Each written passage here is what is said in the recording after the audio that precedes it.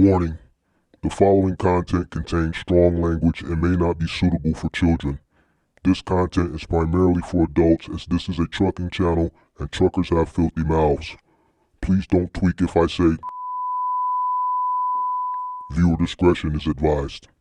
Late nights, same chair, same ground, right there. Turn it on, leaning close, this that.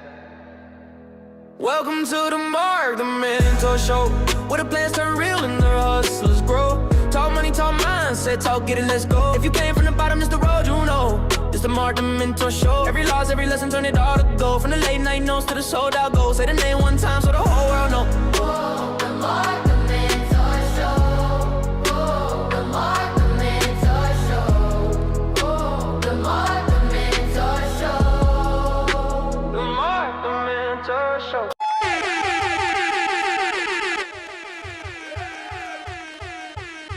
Sweet. What up, what up, what up? Come on in, make sure you guys hit that like button, subscribe to the channel, turn on post notifications. If you are in need of commercial insurance for your semi-truck, box truck, or cargo van business, make sure you guys click that link in the description below for Log Rock up for renewal, looking for a cheaper commercial insurance solution for the next 12 months. Link in the description with a phone number. So to all my older people who don't like clicking links, now there's a phone number also in the description. So you can click the link and fill out the form, or you can just call the number that is in the description as well, either or, and get some insurance quotes and possibly sign up and save yourself some money. Come on in, make sure you guys hit that like button, subscribe to the channel, turn on all post notifications. Let's get the mics up. We got about 30-something people in here. Damn, we only on YouTube. I forgot to turn Facebook on. Oh well. Facebook, you're gonna have to come over to YouTube. Make sure you hit the like button, subscribe to the channel, turn on post notifications. Shout out to Pippi. Shout out to the moderators that are in the building. Shout out to ACP Picks. What up? Shout out to, who is this? Boss 98.7. Your thumbnail, your default pick look familiar. You might have changed your name. My operating expenses are too high. Stop accepting that cheap freight. Damn it. LOL. What's going on? Shout out to 608. Shout out to CTR. Shout out to all the building. Shout out to Ty in the building. Shout out to 5.0 in the building. Shout out to Box Truck Dan, MGM gang member. Shout out to David Stiegel. Shout out to Edie in the building. Scammy Carlos Rodriguez. That's one of my alter egos. You did. I got a bunch of alter egos. Shout out to Kobe in the building, top of the evening. MGM gang member. Shout out to Lee cashing out. Shout out to Big Mark. Man, help me get through a lot of situations off the knowledge you've been giving. Man, appreciate you, man. Appreciate you, man. You know, Big Mark been getting a lot of recognition lately, bro. And, you know, I get it, you know, all the time, but it's, you know, it's spread out. It's far and few between. But lately, a lot of people have been reaching out, and a brother called up yesterday and gave me a little flowers, and I really appreciate that, man. I really do. I do.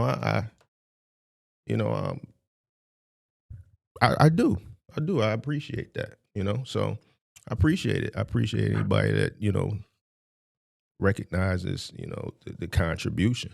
All right. So boom, this is, shout out to Sheridan Forbes in the building. Appreciate you. Appreciate you. Make sure you guys hit that like button, turn on the post notifications and all that good stuff. This is debate week. So the topics this week that I've been doing are debate topics. I'm purposely picking topics that I know are going to drive some people crazy.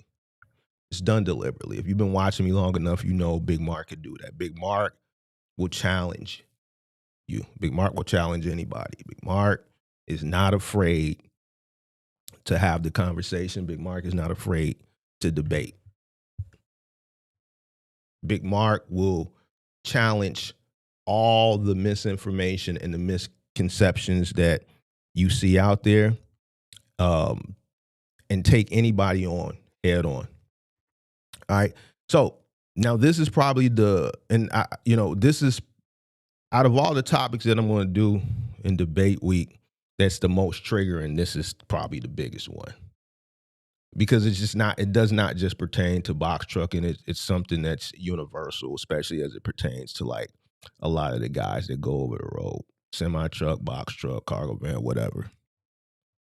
And I just, you know, I've already proven, if you watch my content long enough, you know, this whole cheap freight thing and the people that say this, I've proven it over and over again, the type of individual that says this.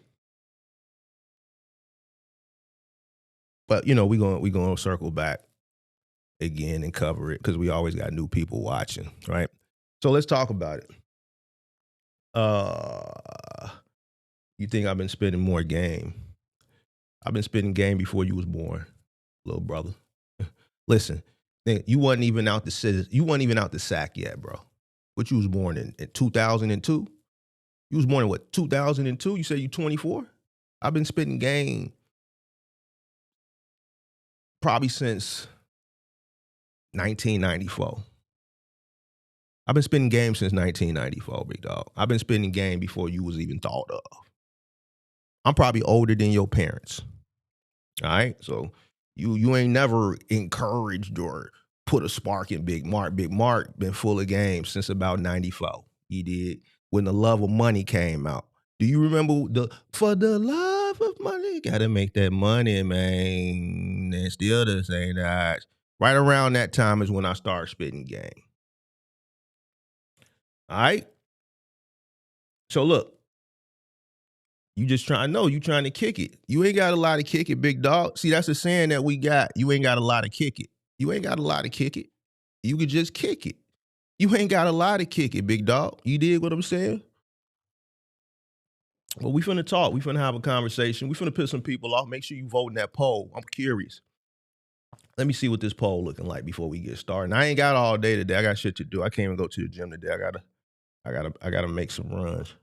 This cheap freight actually exists. You got 24 votes so far. 21% says yes.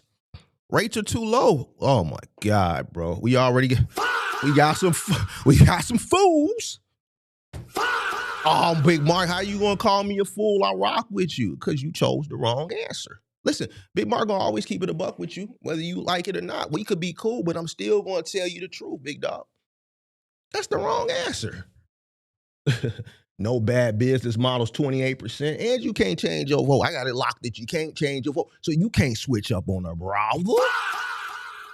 Depends on your CPM, 32%. The market exposed its weakness. So we got a little vast variety of little votes here. Okay. All right. We're going to kick it. We're going to kick it. Shout out to everybody that's watching. And I know we're going to piss some folks off. That's what I intend to do anyway. Does cheap freight exist or is it just broke talk? Cheap freight is one of the most abused, misunderstood, and dangerous phrases that I've ever come across as it pertains to this industry of logistics, trucking, even the gig economy, even the giggers is out there. The giggers is out here running on an L every single day and they don't know it. They over there trading their time for just instant liquidity and they ain't really making no money. They don't know. So every time the market gets tight, every time January rates go down, every time rates dip, every time somebody can't pay their bills, they say stupid shit. Listen, we gonna keep it straightforward on this one. You know what they should be saying? I don't know my numbers. What they should be saying. They should be saying, I'm over leveraged. They should be saying, I entered the market undercapitalized. This is what they should be saying instead of saying all this goofy shit about cheap freight. And I've proven it to you over and over and over again.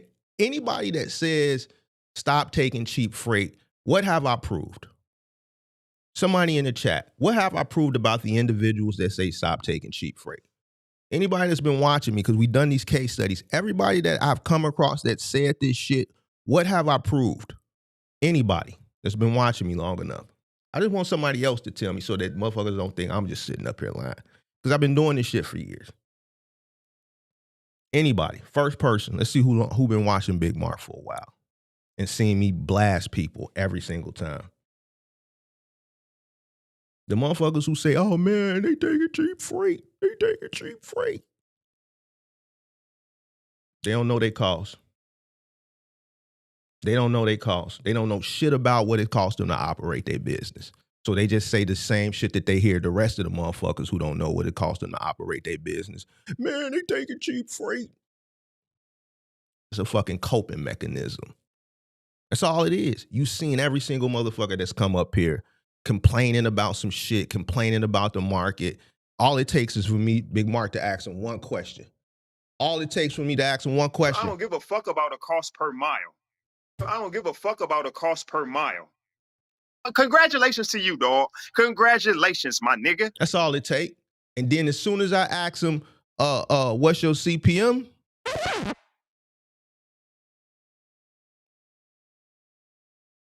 The conversation goes in a totally different direction. I've proven it to you. Remember, I got into some heated debates with some of your favorite content creators. They ain't your favorite content creators no more, though. Yeah, Big Mark talk that shit and swallow spit and can back it up. Them ain't your favorite content creators no more. You done moseyed on down the road. You done came to the southeast side of Chicago. You done found Big Mark kicking it off 87th Street, because it made sense. Oh yeah, Big Mark talked that. Big Mark talked that shit. You think I was gonna come and talk about cheap freight and wasn't gonna talk shit? You thought I was just gonna come over here and kick it on the lecture side and not talk shit? I'm purposely trying to get one of you niggas to call this number so I can destroy your ass once I finish this lecture. Oh, I'm talking shit today. I want one of you froggy motherfuckers to click the goddamn link or call in and explain to me what the fuck cheap freight is. And then I'm going to ask you the question.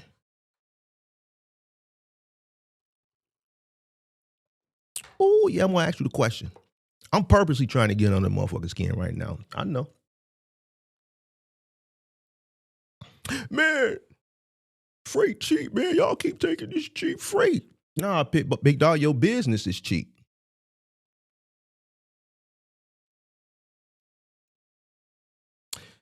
Check this out. If cheap freight truly exists, I want you to explain to me this. How can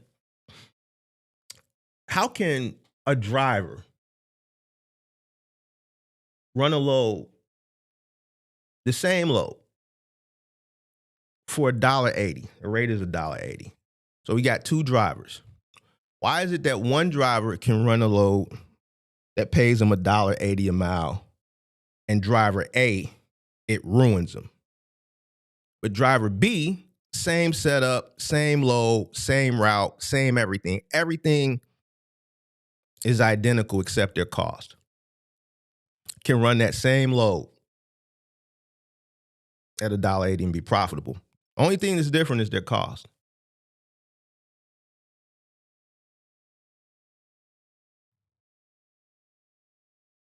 So is it the freighter or is it the operator? If you pick a load and it pays $1.80 and you're losing money on it, but another person can do it for $1.80 and they're profitable, is it the freighter or is it the operator? So now the person who's running this load at $1.80, who's losing, goes to the internet and says, oh man, the rates are just trash. Man, you better not take that. It's cheap. It's cheap. How come you got these two same guys run the same route? The route is the same. Their setup is different from a cost perspective. One runs it at a loss, one runs it at a profit. So is it the freight or is it the operator?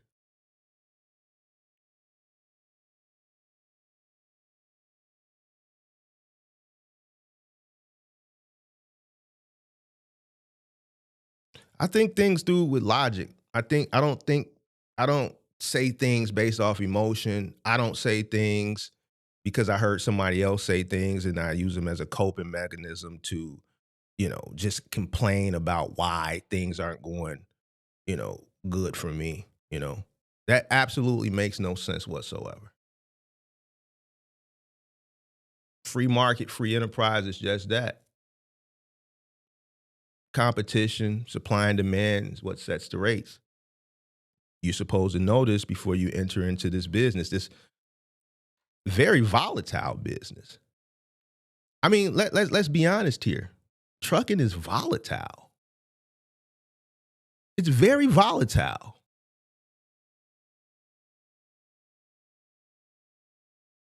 And if you enter into a business, into an industry that's volatile,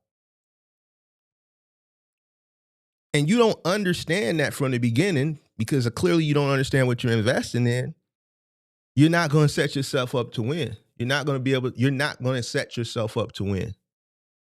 You're not setting yourself up to compete. This market is no different than any other market. Crypto, stock, housing market, it can be volatile.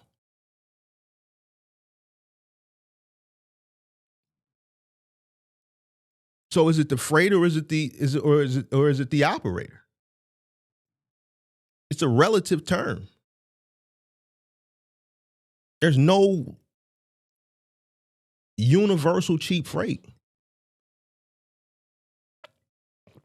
There's freight that might not work for your cost structure because maybe you're over leveraged, you had a high cost of entry, you have high operating costs.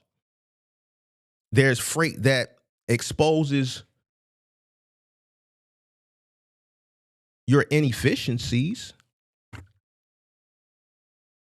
It's freight that may punish you because you have a bad setup. You purchase a truck, you got a hard money finance loan from one of these hard money companies like Topmark, because you went through Ryder, Penske, or Enterprise to purchase the truck, and you went through one of the brokers they forwarded you to, and then you end up like the guy who we did the episode on last month where I showed his contract when he bought the truck from Ryder for $58,000, but ends up spending $96,000 for it. And now that high cost of entry is baked into his operating cost, which is why he voluntarily repoed his truck, because his cost was too high to compete in this volatile industry.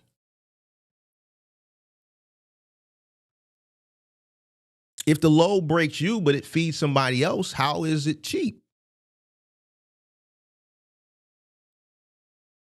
Load isn't cheap. It's just you're overpriced. See, I don't look at business the way most people that are in this industry look at business. I look at business like business. I understand cost. I understand competition. I understand the economy. I understand volatility. This is why I've been able to be successful in crypto. I've been able to be successful in stock. I've been able to be successful in real estate. I've been able to be successful in logistics.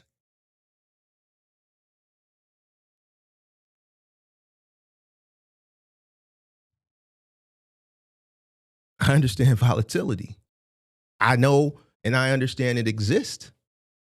And I don't want to be the person left holding the bag. Never.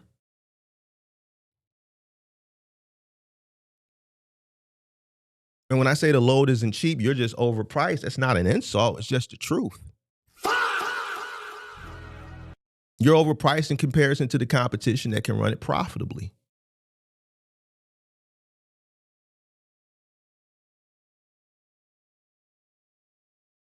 I see the chat is chatting today. I knew this one was going to touch some nerves. I see the chat over there. It's chatting. Let me tell you what people really mean when they say, this shit is cheap. What people really mean when they say, oh, they taking cheap freight. The freight is cheap. Let me tell you what they really mean.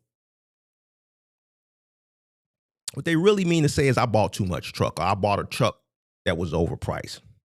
What they mean to say is my insurance is insane. What they mean to say is I have a note that I shouldn't have. What they mean to say is I enter into a business with no working capital. I have no cash buffer. What they mean to say is I scaled too prematurely before I stabilized. What we've seen and what I've been able to expose on my channel is a lot of people think that, well, I'm not doing well in the first truck, so I'll get a second truck. Remember the guy that called up the other day, said that?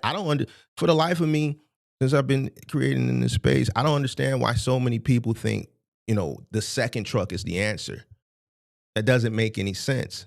If you're not profitable in the first truck, the second truck doesn't equal profitability. The second truck equals duplication of what you're doing with the first truck. If you're failing with the first truck, you're just going to duplicate that failure. So now you're going to be failing times two.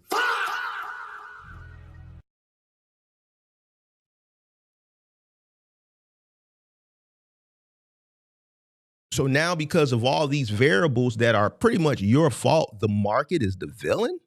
How is the market the villain when all the reasons why you're failing is your fault? It has nothing to do with the market.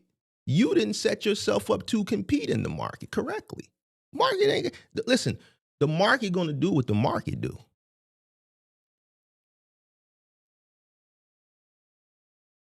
The market ain't the villain.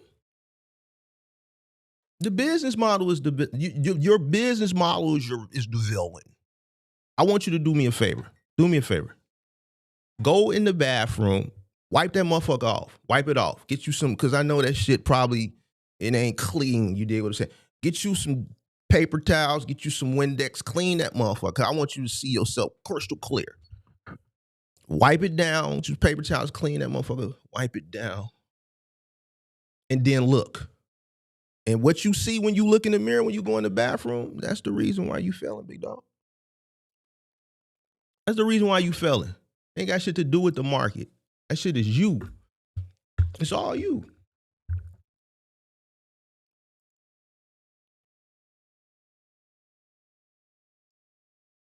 It's a market. It's a fucking market, bro. It's going to be volatile.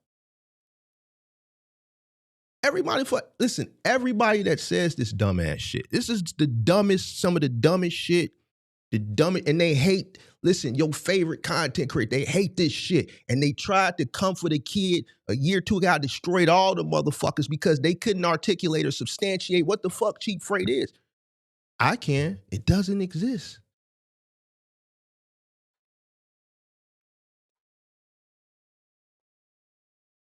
It's free market, free enterprise.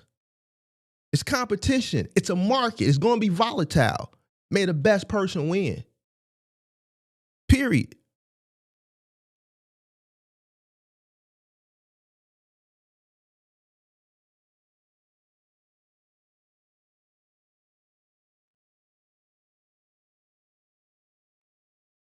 These is hard truths. And I know a lot of you. I know a lot of you who don't know your numbers. You angry. You punch in the air right now. I don't give a fuck.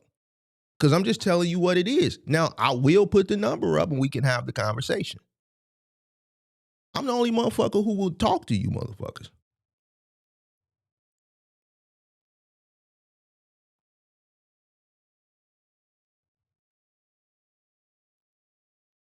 Let me tell you what markets do.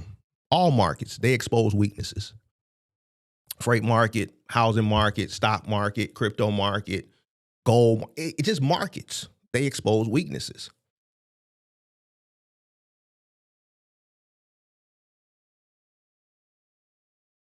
There's always somebody that gets left holding the bag. Every market.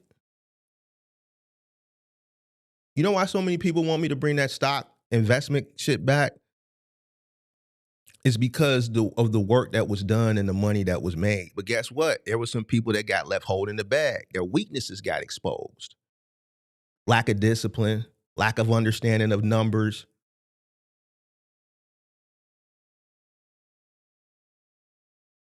Same thing in the housing market, same thing in the crypto stock market, same thing in the trucking market. The number one weakness in this market is numbers. It's all numbers. It all boils down in every single market to numbers. It's the biggest weakness. And for the life of me, nobody likes to do the numbers. There's a discipline that comes along because you have to do it. it can be boring. To me, I don't understand. No, money is numbers. If you want to make money, you should be obsessed with numbers. I'm obsessed with numbers. Anything I get involved in, if I'm investing my money into it, the last thing I want to do is lose. So I do the numbers, bro. I don't got time. Listen, I think we got to do a late night. Tonight, I think when we do late night or tomorrow, whenever I do the next late night show, we're going to tackle this homelessness shit and why it keeps going up. Not everybody fell on hard times because of just unforeseen situations. A lot of people putting themselves in these bad situations because they don't understand and they don't do the numbers. They're over leveraging themselves. They're keep trying to keep up with the Joneses. They spending money that they don't have. It all boils down to numbers.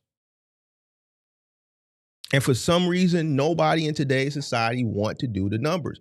You don't see grandma no more, the old school grandma or the old school wife that used to be sitting at the kitchen table with a goddamn ledger. Some of y'all too young to remember this, but back in the day, mama would be sitting in the kitchen table maybe one day a week or once a month, and they'd do all the bills. They balance all the bills. You'll see it, or they'll write it on the scratch piece of paper on maybe a back of a envelope for some mail that came in, and you'll see rent, whatever, 500.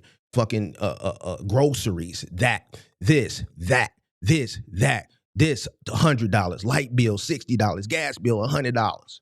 You don't see that shit no more. Ain't nobody balancing nothing. And this is why so many people is fucked up out here in these streets. Personal side and business. They see, they buy.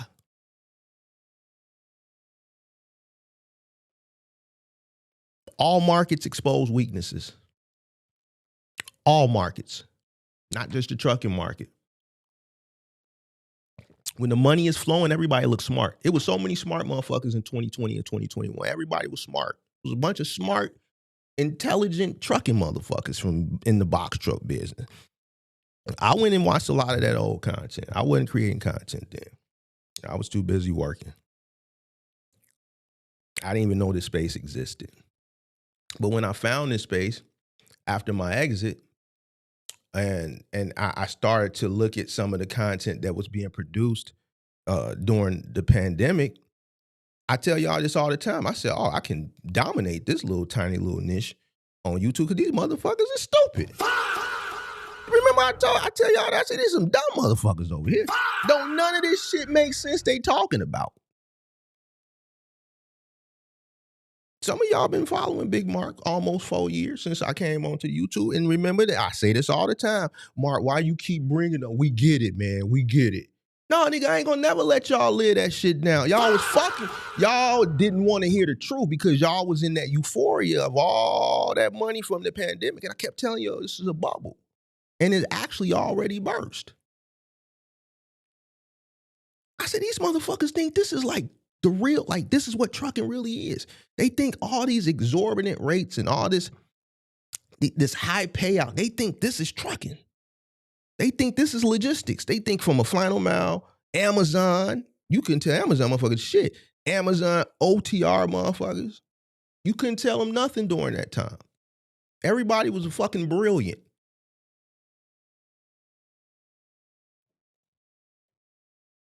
Everybody was smart because it was money. But guess what? There was so much money, it just overshadowed the ignorance because the money was so exorbitant, an idiot could be successful at that time. And as soon as the market corrected itself, it exposed all the ignorance. And then you see motherfuckers dropping like flies. And when the rate started to tighten because the market started to correct itself, only disciplined operators were and have been able to survive. Now, there are some people that have been getting by the hairs on their chin because they may have more of a cash buffer. But for the most part, the successful ones are, the successful survivors are the people that are disciplined. Now, some people are going to say, no, Mark, I still don't get it. It's cheap freight, you know, and it's there's some evil shit you talking. No, it's capitalism. I understand capitalism. just like I understand volatility. A free market is capitalism. The people that say, oh, cheap freight, the market is cheap, the rates are cheap, they keep taking cheap freight, they don't understand capitalism. They don't understand volatility. And this is why they stay stuck and they stay ignorant. This is why they fail. This is why they become the 85 and the 90%. Every time I have this talk, the majority of the ignorant people remain ignorant. Maybe 1% say, you know what, that makes sense. People want to remain ignorant. I realized that after having a conversation with the brother from Haiti the other day. I kind of was already leaning towards that, but that just really opened my eyes like, oh, these motherfuckers is cooked. Because to me, for the life of me, I don't understand why people just don't want to do what's in their best interest. If you taking the money, see, I kind of understand in 2020, 2021, why motherfucker was ignorant. Rates were really, really high, and people were using money that they didn't really earn to invest into this business. But now you have people that are actually using real money that they've earned. You got people that want to quit their job. I've had people call up and want to pull early retirement, early 401k and take penalties to come into this industry. I had a guy that came in my Discord last night, in the public Discord. I wasn't the only one in there. There was people in there that heard this conversation. This is a guy who has a job. He works for FedEx. He makes decent money, doesn't have any money saved. Wife doesn't really work, has a newborn child, but wants to stop and come over and start a cargo van business. And I told him, no, you don't even have enough money saved up for your family. The numbers aren't even right in his household.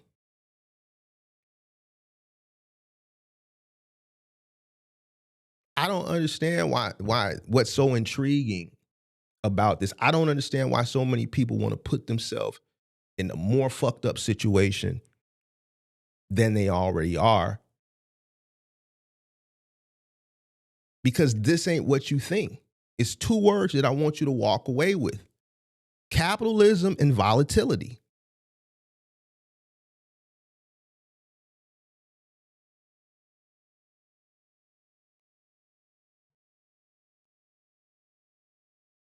I'll help you to understand when I'm on this side of the camera. If me and you are competing in a space, I'm trying to take your head off.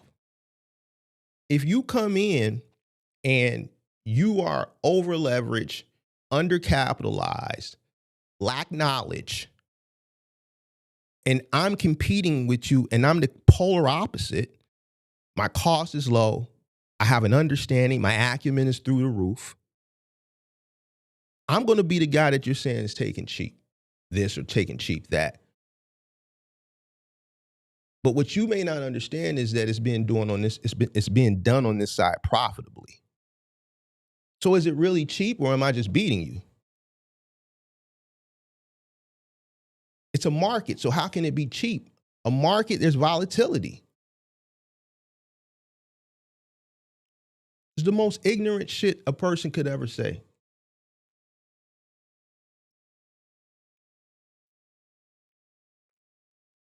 Going back to the $1.80 rate for a load.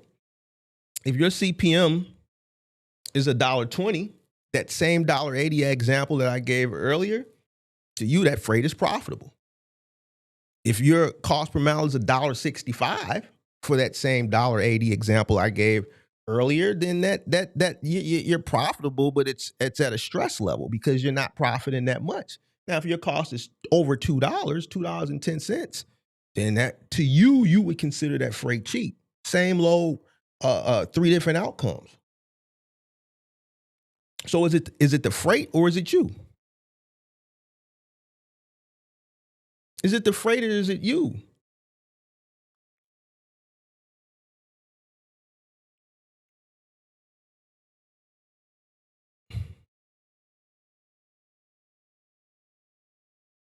If I'm LeBron James or I'm Michael Jordan, you just some bum that plays pickup ball at the local YMCA every other weekend for fun, And I'm dunking all on you and I'm just destroying you. Is it actually the game of basketball or is it you? It's you, motherfucker. You can't compete. So instead of complaining about the freight or the market, you need to reevaluate and reassess what you have going on so that you can compete in a volatile marketplace.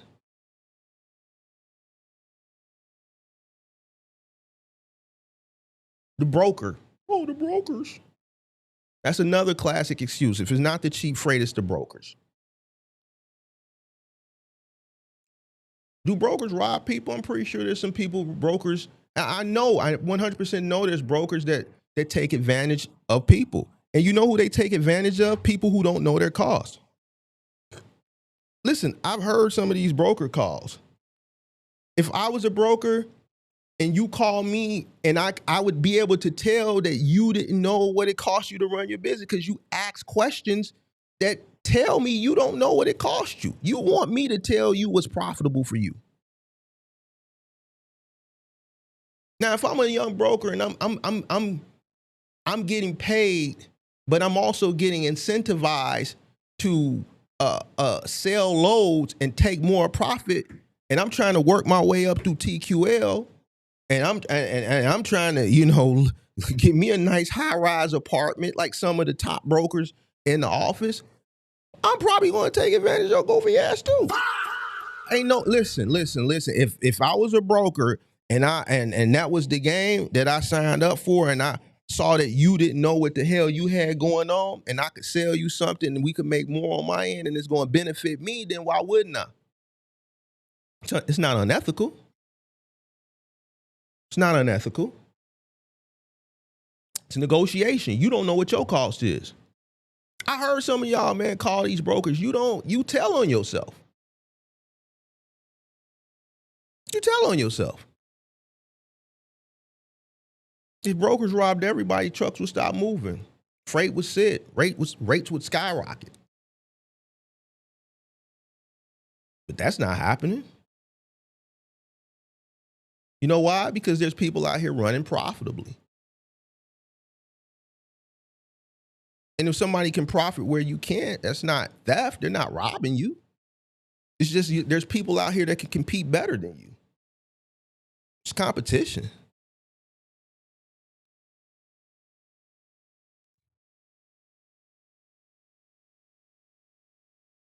Your business is misaligned. Your margins are probably thin. You're probably operating at a loss before you even do anything. Or you probably scaled too fast. You invested into something you didn't understand. You don't understand competition. You don't understand the market. You don't understand volatility. You don't understand capitalism.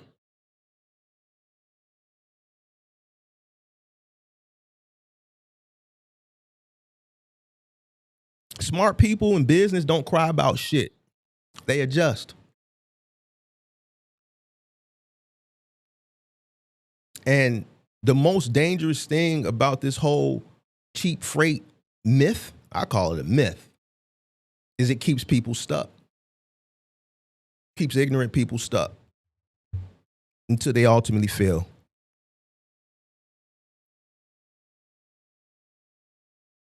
Instead of fixing and understanding their cost, trying to lower costs, find out where they're, first controlling cost, lowering cost so that they can compete better, whether that be, your insurance, equipment,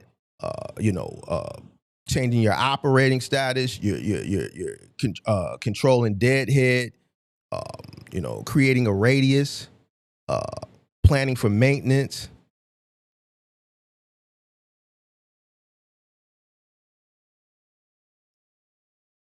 Lowering your costs at home so you can stop robbing from the sustainability of business, which is a big thing. You rather just blame the market or just blame the brokers. or just blame your fellow peers in the space. Like the guy that we reacted to, and I may show that again because we got a lot of new followers. Yeah, matter of fact, let's do it. Fuck it. Because this is just a great example. Make sure you hit that like button, subscribe to the channel, turn on post notifications. I think I'm going to show it. I had it queued up already. This guy. This is the best example of a person who says cheap freight. This guy right here who owns this truck. He doesn't own it anymore. He failed. He failed. I looked up his thing. He failed. He fell right after this video, actually. So he's been failed for 2 years now. This guy is sitting in a $400,000 truck he bought new. $400,000 after the customizing stuff. You figure the truck is about 2 something when he bought it, right? 2, maybe 3. The market was still a little bit high at that time. Then he fully customized the inside and out in 2023 in a declining market at that time. The market started to correct itself in 2022. So the market was already in a correction phase. And mind you, this guy had been in trucking for 25 years.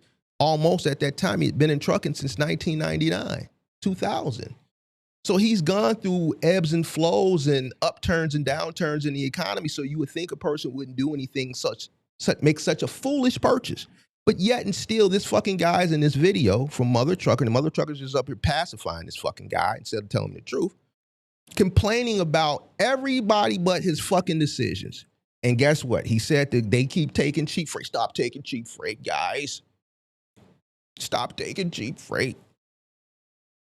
So he wants you to sit on your hands so he can afford this $5,000 a month truck note. House gone, business gone. His decision. He could have just bought one of these little red things over here. He didn't have to get this motherfucker. He didn't have to get it. He didn't have to kit it. He didn't have to drop the suspension, which is lowering the MPG, put the chrome all around it, change the lights. He didn't have to do all this shit on the inside. But in this video, he's complaining about you and you taking cheap freight. These are the people who say this dumb shit. Because a smart person would have never made this purchase. Not only that, a smart person would have never spent all this money to do all this dumb shit. In an economy at that time, and even still, that's very, very volatile.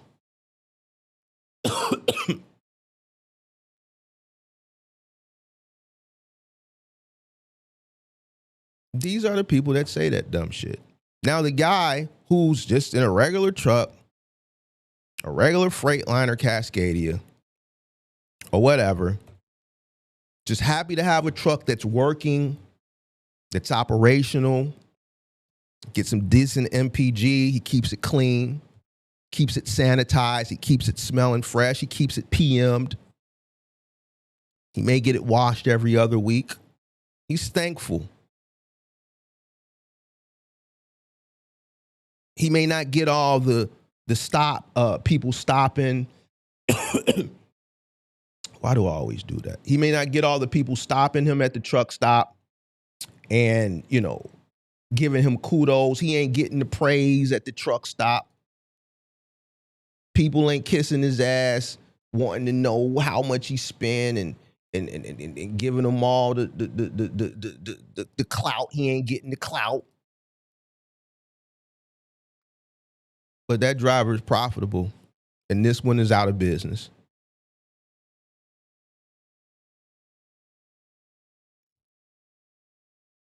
Yeah, he absolutely positively said that freight, y'all was taking cheap freight.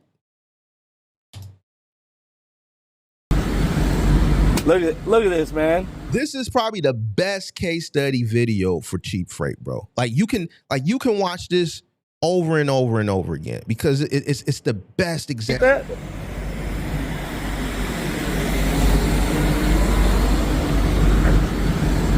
Look at this, man. Look how clean this is, man. This is me just jumping up. Look, he's so proud of this fucking truck. He's so proud of it. He's so proud of it. But this truck is the reason why home gone, business gone. Yeah, you know what I mean? Look how beautiful. Look wow. at that. What year is this, brother? 23. 23? Yeah. Man, you know?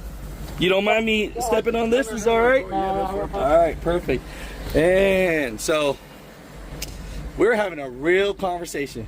Yes, sir. And you were just talking about how many years you've been trucking? 25 years. And 25 years. we're just waiting for rates to come back, huh? Rates and diesel prices, everything, Waiting for rates to come back. you know what I mean? And get these. What owner waits for anything? We don't ask, we don't take. We don't ask, we take. We don't wait on shit. We make shit happen. A big part of making shit happen is making good decisions that are going to lead you to profitability. All his verbiage, his whole conversation, it just spews ignorance. Super truck drivers, so-called. Yeah. You know what I mean? Have them, like, get the right rates, you know what I mean? Don't do a cheap rate, man. You know, Don't do cheap freight. So he's telling you to sit on your hands, don't take nothing that you could take profitably, because he can't take the shit that you could take because of this monstrosity, which is a beautiful truck. But I'm saying it's a monstrosity because this is the reason why his operating cost is so high. So he's complaining about the person who has the regular Cascadia who can operate cheaper. He's telling you don't do it, because if you do that, that's going to put him where he is now, out of business and foreclosed. These are the motherfuckers that say this shit. You're killing everybody else. You're you know, I killing think about that everybody too. else. You're killing everybody else. No, they're killing you based on the decision that you made, because your operation cost is high, because you want to look good. What shit this? Yeah, I think about that too, right? Yeah. And I go, look how nice your equipment is. Yeah. And you got to compete Yeah. with people that duct tape Yeah. their MC numbers on Exactly. and not being safe. Yep, not being safe. And then you hear this guy pandering for it. You got to compete with people who duct tape their number. Listen, there's going to be people out here that have buckets that are making money. You're going to have people out here that just have regular semi trucks that make money. He's competing against all of them. But guess what? What's known don't need to be explained. Understand what you're investing in. 25-year veteran, he should know that. So these guys that he's giving an example that he's pandering for is still your competition. So if you're going to compete in this marketplace and you know that's your competition and they can run cheaper than you, why would you go do this? And then complain about this shit.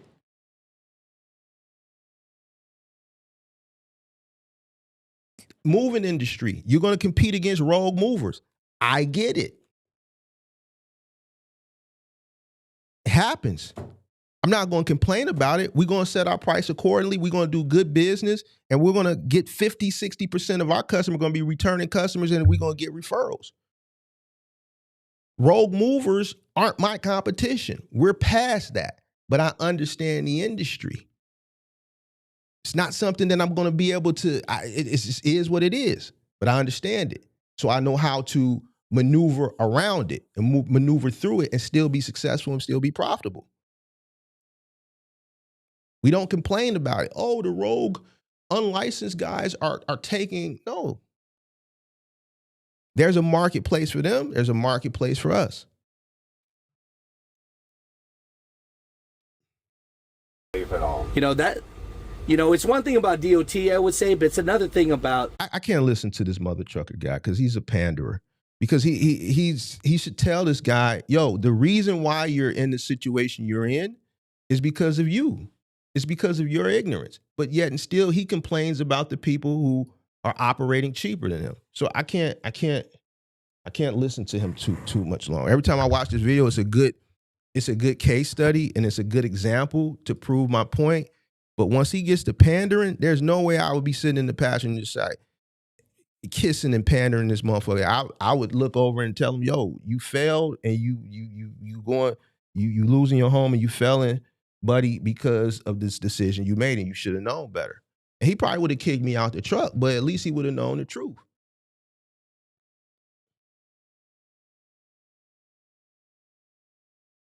So I'm gonna say this, and I'm gonna put the number up. I'm gonna say it clean. I'm gonna say it slow, and it's gonna sound uncomfortable to some people. Cheap freight doesn't exist. Unprepared operators do. The market doesn't owe you. The market does not owe you high rates. Brokers, they don't owe you comfort. Freight doesn't care. Clearly, freight doesn't care about your payments. The market doesn't care about your payments. It don't care about how beautiful your truck is. It don't care about how much you spent on your long nose Peterbilt and how you spent probably another, I don't know how much he spent on this truck as far as kitting it out, lowering the suspension, all the chrome on the outside, fully customizing the interior. He got leather, quilted leather headliner, digital dash, pop out Pioneer radio, all this extra shit he did, rechanging the seat, putting his name. All this shit is money. Probably over 10 grand just on over the customization. We know when he bought the truck, he spent over probably about $250, bought it new at that particular time, somewhere between $250 to $300. Then once you add in the finance costs, he in the mid $300s to $400,000, plus the customizing. Freight don't care about this truck. It don't care about the payment. The market don't care about that shit. If the load works from a cost perspective, run it. If it doesn't, don't. But stop lying to yourself.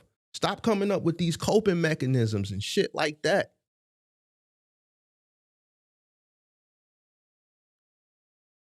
If cheap freight exists, why are there still profitable operators out there?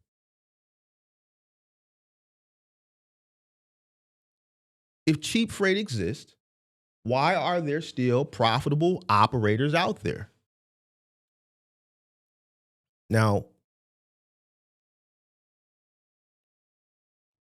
what I'm going to do is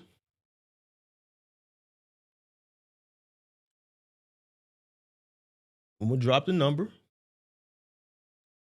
and I'm pretty sure I'm going to get some calls, and we can have a conversation. 312-772-5483. 312-772-5483. And guess what? We got 30 likes. We can't even get 100 people today. Yesterday, we can get 115 people, I think. We topped out at. People don't want to hear this shit. We can get 115 people when we talking to Penske about rental trucks. See the shit. When we talk about sustainability, shit that really matters, people come in, oh fuck, I don't hear this shit. When you talk about rental trucks, some poor shit, the shit that's gonna keep you poor, fuck 115 people. Me calling Penske and listening to the rates and me talking to Enterprise and Carlos Rodriguez and all that shit because you really want to rent a truck because you really don't got the cap. Oh yeah, we need to know this. I'm gonna rent me a truck. 115 people. The cheap freight, when we talking about some real shit.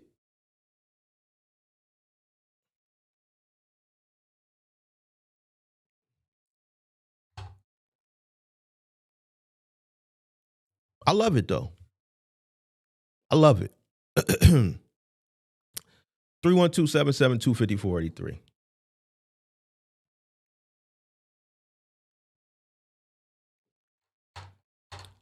Somebody said cheap freight exists in the flatbed side. I disagree. It's a market.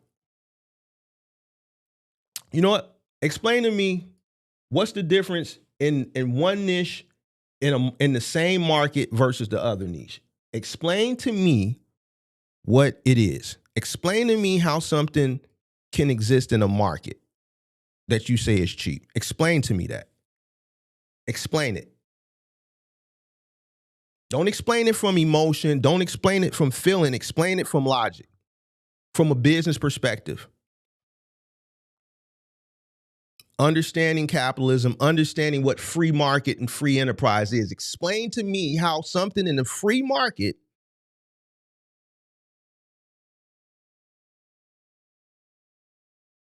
can be cheap. Now put your business acumen on before you call up. Don't tell me what you think or what you feel. Make sure you can articulate and substantiate it from an educated perspective. Because I'm telling you it doesn't. I'm telling you it doesn't. Because I understand market.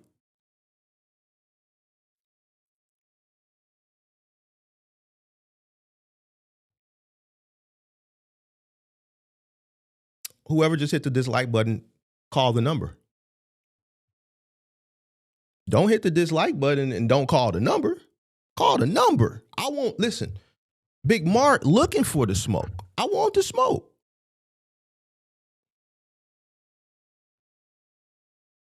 I want to understand. Explain to me what it is. Somebody define it. Somebody articulate it. Somebody substantiate it.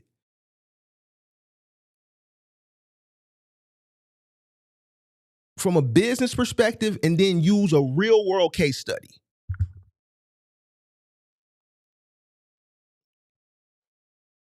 See, over here, we just don't say things. There got to be meaning behind what you say. I understand business.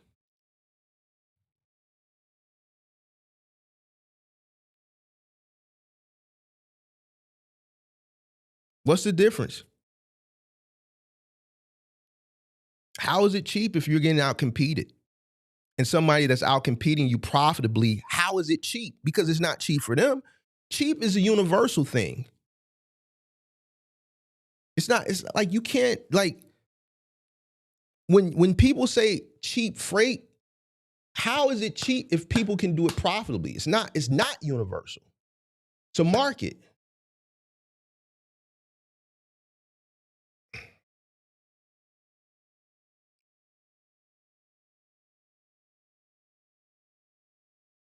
Your competition isn't even limited to your peers as far as, what we're talking about as far as cheap freight. So you're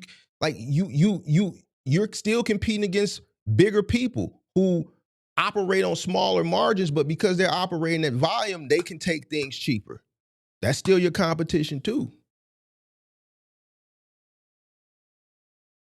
So you can't just compare yourself just to other single owner operators. Competition is competition. If someone can compete better than you and they're operating cheaper than you because they're operating in volume, it's still your competition.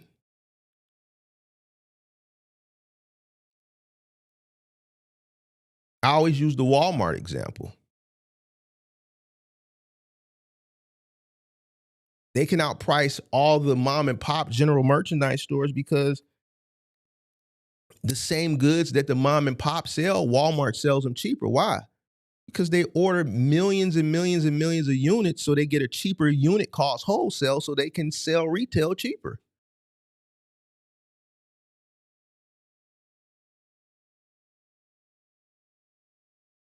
So competition is competition. It's free market. It's capitalism. As a consumer, you appreciate lower costs at the register.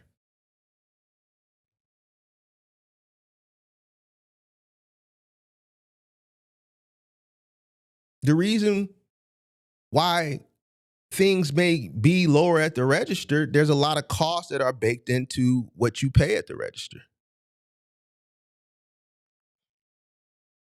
Competition drives down rates. Those savings are passed along to the consumer. That's why Walmart is Walmart, and that's why Walmart put so many people out of business. I remember when Walmart came to town, all the mom and pop general merchandise stores were complaining. It's nothing the government can do. It's free market. They can compete better than you. They have more money than you. They can buy more units than you at a cheaper cost. And all the consumers that once went to the neighborhood general merchandise store for the Johnson's general merchandise, they're now going to Walmart.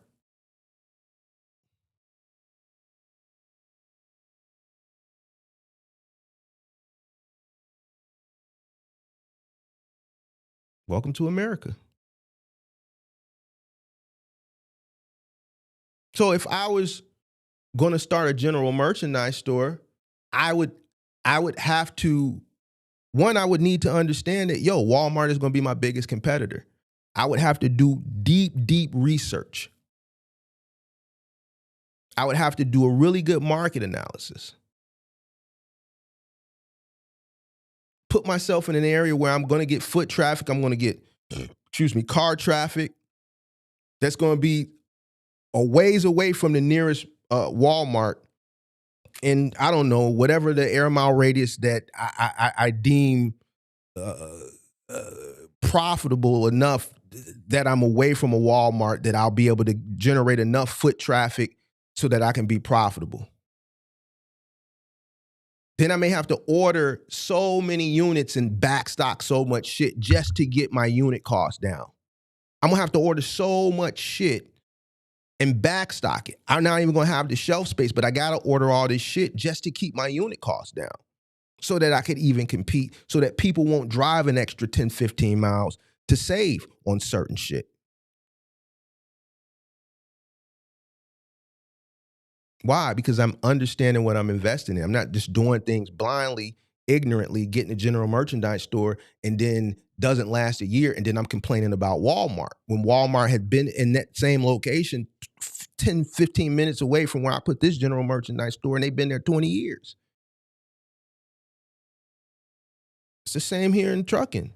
It's the same thing in any other market. Free market, free enterprise, capitalism.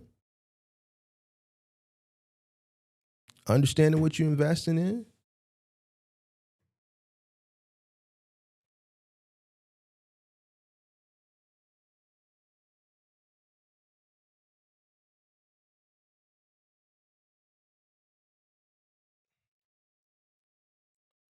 If there are cheaper prices, there's cheap freight. Now, this is coming from who it's coming from. This is a guy that does gigging professionally.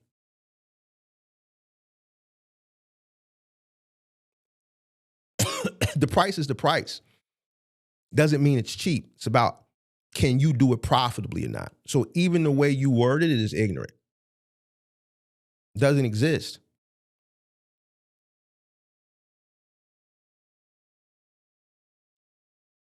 You can't run it profitably.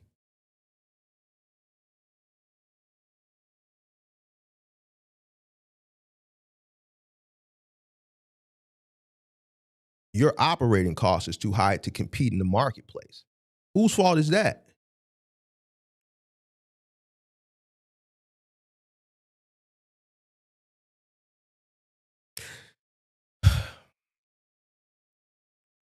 If you got a condo for sale, that's a carbon cut copy, and there's 4 other condos for sale in your building that are carbon cut copies, and these condos are all selling. The comps are 300,000.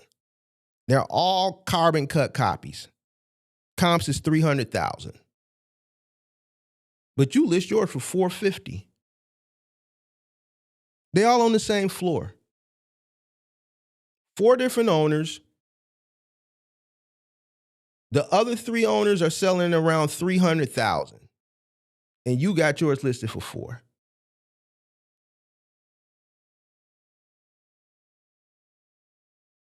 Are they selling theirs too cheap? Or are you just pricing yourself out of competing. The market is the market. If the market is dictating 300,000, if the market is dictating 300,000, your shit is going to sit, bro. Especially if it's a carbon cut copy that's on the same floor, same view.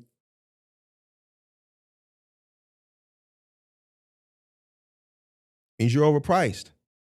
One by one, you're going to see those 3 units sell and yours is going to sit. And even when those 3 units sell, yours is still going to sit because you're $100,000 priced out of the comps that the market is currently dictating.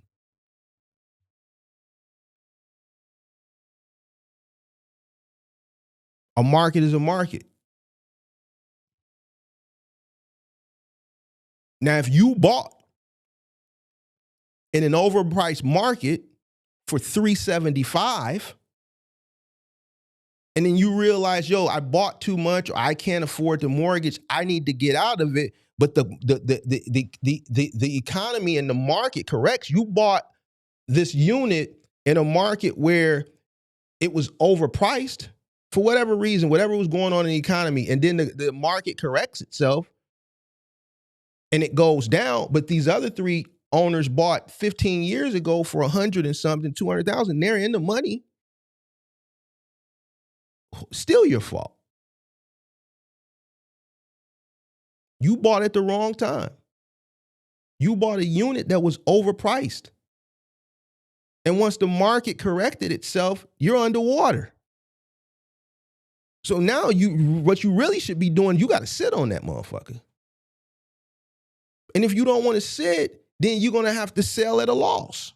People do it all the time. But no, you trying to still make some money in a market that's not dictating that you can't sell that unit for that cost. The market corrected itself. That unit is only worth 300. The comps are 300. You can't say, oh man, they selling they units too cheap. They selling cheap units. No, these motherfuckers bought these units in 2011, 2012, 2013, 2014. They $100,000 in the green. They got $150,000 worth of equity in this bitch. So are they selling cheap units, or are they just purchased at a better time and they can sell profitably at a price point that the current market is dictating and you can't? That's how you should be looking at it. When people say, oh, they taking cheap this, they taking cheap that, it just exposes the ignorance. And this is why ain't nobody calling. Because as soon as you call up and you try to explain what cheap is, I'm going to give you more and more examples. I'm going to really put the mask on. Finally. Hello. Yo. I'm going to call you because now you're speaking my topic. Hi, Rebecca from Philly. How you doing? Good. I'm going to call you because now you're speaking my topic. You got to turn the TV down in the back. Okay, hold on. Let me turn the TV down. All right. All right, it's down. Mhm. All right, it's down. I love your show. I agree with most of everything you say in regards to this industry, having been in it since 2012. Started out as a broker. So I understand rates. I understand lanes. I also understand why people get frustrated. To say that there's not cheap rates, there are. Explain. Explain. Cheap freight. We had a huge influx during COVID, as everybody knows, of truckers jumping in. So the capacity went up. So when capacity goes up and volume is high and then volume dumps, these shippers are used to already paying what they pay to the broker, which in turn is paid to the carrier. So when you have most shippers put out RFPs to the brokers who bid on their lanes or whatever, having worked as a broker, I know how that works. cheapest broker gets the lane. Mm-hmm. So it starts with the shipper. And if they're used to paying rates based on overcapacity versus volume as it starts to dump off, the rates do decline. Mm-hmm. So there are cheaper rates. And like you said, I think it's more about the people that jumped in with higher costs. People were jumping in and paying 50 to 100% more for a truck than pre-COVID prices. So now they're stuck with that. Is it about adjusting that? Yes. But I think as a whole, the industry needs to adjust again, because you do have drivers that can run cheaper. I work now with 5 different MCs. I know everybody's cost per mile. I know what they need to survive, and that's what we hit for. But I think the industry as a whole does need to shift. And I think that some of the rates are drastically low. But you also need to understand your market. Like you said, you prepare for that. Indeed. But what if you're not set up to prepare for that? There were 8,000 trucking companies that filed bankruptcy in 2025. That's just business. There's a lot of restaurants that went out of business because of the pandemic. There's a lot of unforeseen situations that you just don't know that they're going to happen. This is business, you know. So right, but when you have a market that flows based on how it's been over the years, I think that's where the adjustment was the problem. Most of the people that jumped in with newer trucks during COVID were box truck people because it was easy. People were out of work. It was a new adventure for them. Maybe they didn't quite understand the business. So is that the market's fault or is that their fault? That's their fault. Oh, it's not the market's fault at all, but the market itself, I feel, is based on the fact that they have more drivers to choose from.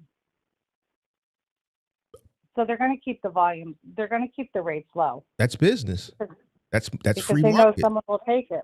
That's free market. But that's it capitalism. is free market. But I mean, the trucking industry itself is usually lagging at least 26 to 27% behind CPI volume in the United States. So they don't really climb to meet the industry standards or just the American standards as prices go up for living and expenses and housing and food and all that other stuff.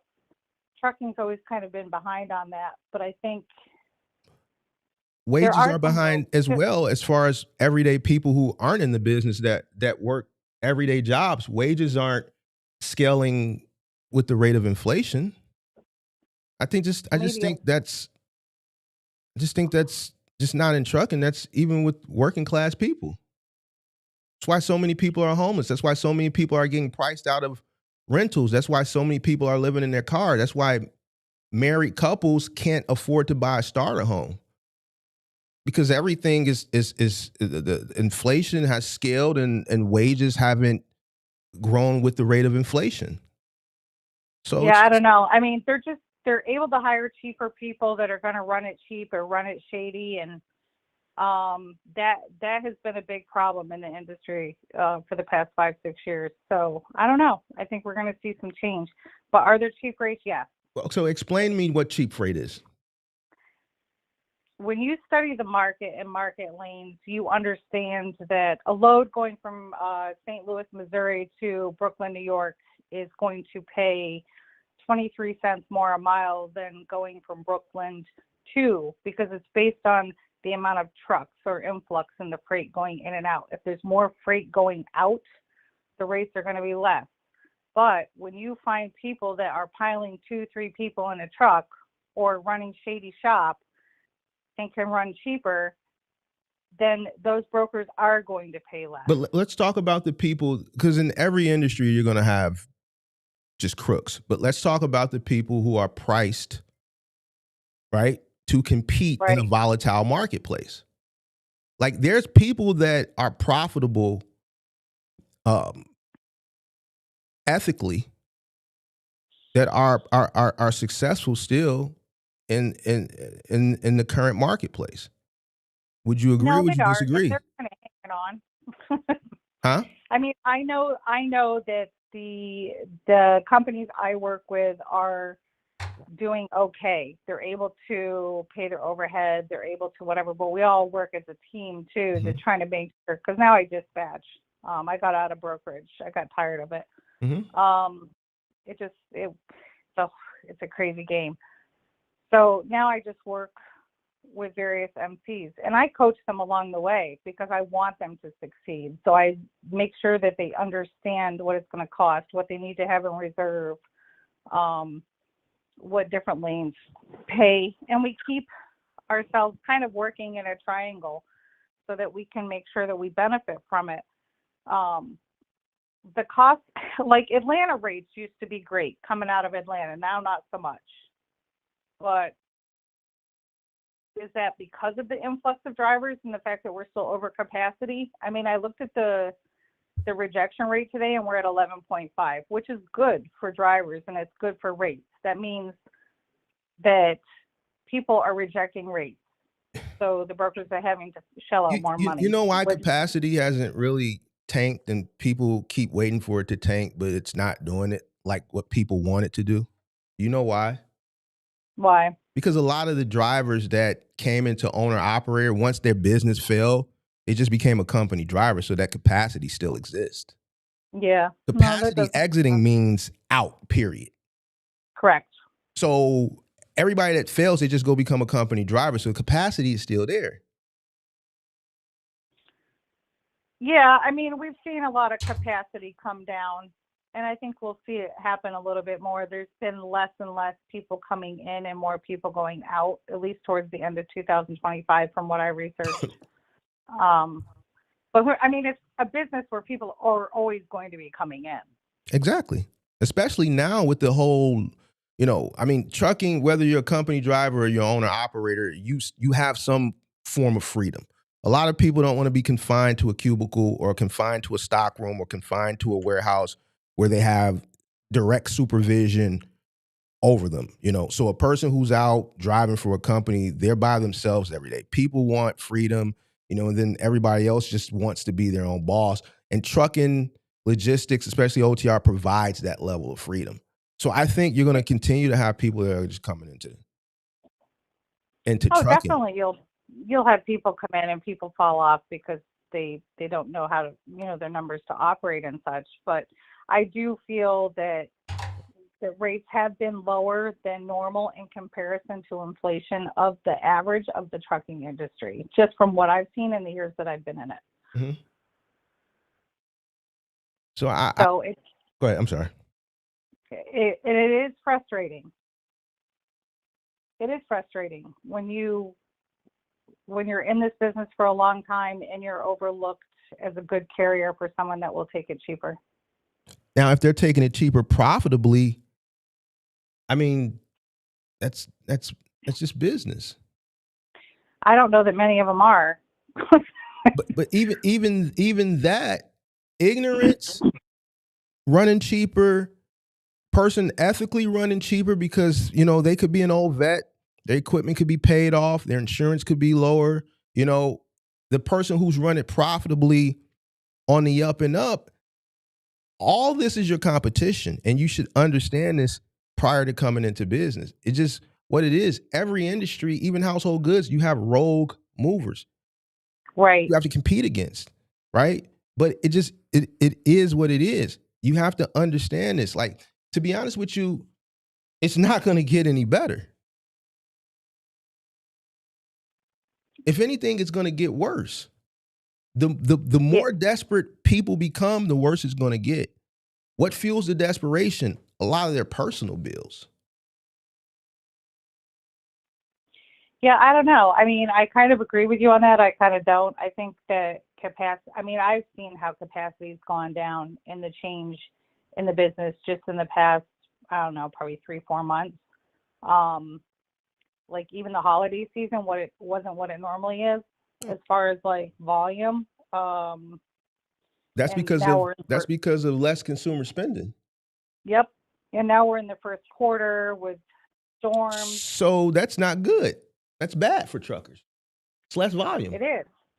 But and like you said, I guess, in every business, you're going to have those rogue people that do the shady shit behind trying to outbid and do everybody else, but perhaps they're the ones that don't end up lasting as long, or do they shove the people out that are doing it right because they can't make ends meet? Does that make sense? I hear you, but I think people need to understand if you're coming into a market, this is a market, a volatile market, you have to understand that, and you have to set yourself up to be able to compete. All these different variables that you gave, the shady people, the people who can operate professionally, ethically, lower, all this is competition. And you have to set yourself up to compete against all of it. It's just what free market, free enterprise, it's just what capitalism is. I think a lot of the people who blame other people, blame brokers, blame cheap freight, blame these people, it's a coping mechanism. They could spend that time setting themselves up to win. Oh, and I agree. I don't blame any of them for that. Shippers set their prices a year in advance. Brokers bid on that. Are some brokers shady? Sure.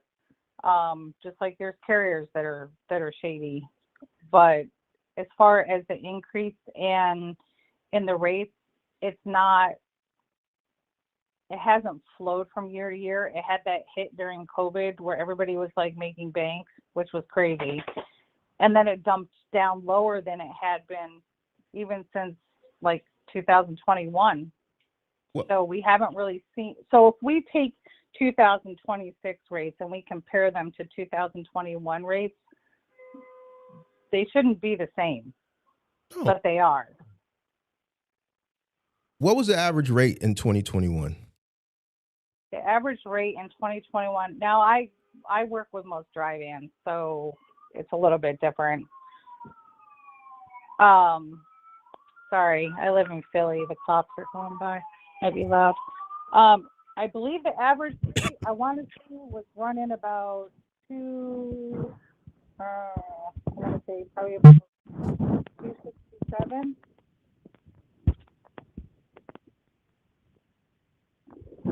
You said 267? Correct. Freight rates were often significantly higher, with dry van rates averaging 287 per mile. Okay. 287. So 287 per mile. And then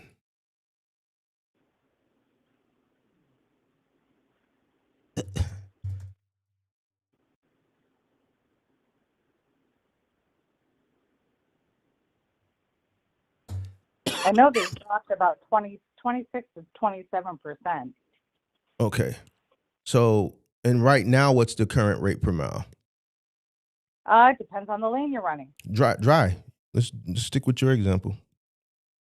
So if I'm running a lane I use Sonar a lot. It helps depict what the spot market looks like. So I would say, as a box truck, they're gonna pay you less per mile on that anyway, for the most part, because they can.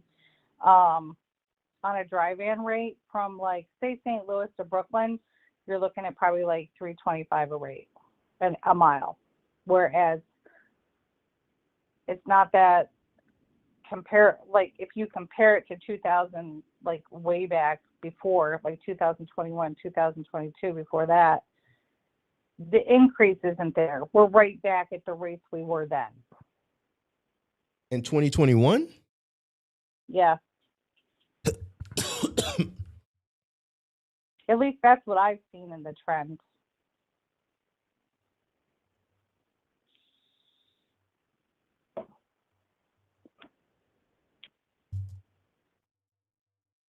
So yes, I agree with you on having to adjust your costs. And if you jumped in spending more to start your business than somebody who's already been in business, or somebody that paid outright for a truck and didn't finance it at like 45% interest, where you would be able to adjust that more, but still the capacity has been high compared to the volume, which pushes the rates down. That's just common sense. So yeah, I mean, so volume is lower, right? So what I'm looking at, rates are in comparison to 2021, and I pretty much figure that blindly, rates are lower. The average rate right now is lower than what it was at the peak in 2021. Right, but that was the peak. Right. So right now, In the past 12 months, it's down. I mean, there's less volume. There's a whole lot less volume. Right. So, like me, I don't even look at 2020, 2021 like, you can't even really use that to compare, because to me that was fantasy land. It was due to a black swan event called the pandemic, where people were infused with capital to stimulate the economy, and that they did. But if you go back, like even further back than that, like you'll notice how even the spot rates compared to, I'm trying to think of the chart that I pulled up, because I'm all about always looking at that. Because to me, that's important for the people that I work with in this business, to make sure they're on point. So to not, like, if you're going back before 2021 and you're looking at where the rates are not even like 27% lower than they are today. There's been no increase. Like it. But do you understand why, though? Do you understand why? Because of the capacity. And what else? The volume of the freight. So supply and demand, right? You have more supply, you have less demand. I also blame it on the shady characters coming into this thing. If you compile 5 guys into a freaking truck and run nonstop, and you're outbidding everybody, and you're paying your drivers that are that are here working on a visa or working cheap, some of them aren't even getting paid. It's almost like they're labor dumping these guys, and they're shortcutting a lot of them. People want to say, oh, it's all because of the illegals out here driving, but they're getting ripped off. These companies that are hiring them are labor dumping them into this industry, and half of them aren't even getting paid. So if they're able to take a load for $1.19 a mile, where my guy over here needs to at least hit $1.60, but they're running 4 guys in the truck nonstop that are hoping they're going to get paid one day and being able to cover 4 loads versus my 1 load, and you're driving rates down based on that, I think that has a lot to do with it. Can I be honest with you? And you may not like this. Yeah. That's pretty much every industry. I mean, if you start a landscaping business, as a black guy or a Caucasian guy, it's going to be hard for you to compete against Migo and them.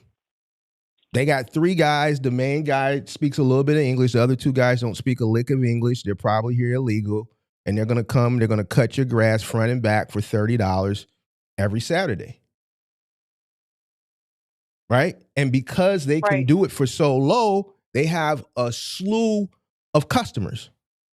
My cost to come out and cut your grass is going to be higher than $30 because the people that I have going out, I have to pay them legally. W-2, so on and so forth. Even if I'm doing it under the table, my cost is going to be, it's going to be at a point where I'm going to have to charge you more than $30 a yard. That's why you see landscaping is pretty much monopolized by Hispanics. And household goods moving, there's guys literally right now that are illegal, that are charging $50 an hour. And then running away when you have a claim. Right, but you know what? There's a consumer for that. Well, there is. That's not the consumer that calls me. That's not my competition. I've grown and surpassed that. I built a business competing against these people, surpassed them, that now they're not my competition, but I understand they exist. That's in every service industry, but you have to understand that these people exist. They're part of the competition, and you still have to compete. It's just what it is. So I hear what you're saying, and I get it. Trust me, but I'm gonna be honest with you. That's not gonna stop. Yeah, I don't think it's going to stop, at least not anytime soon.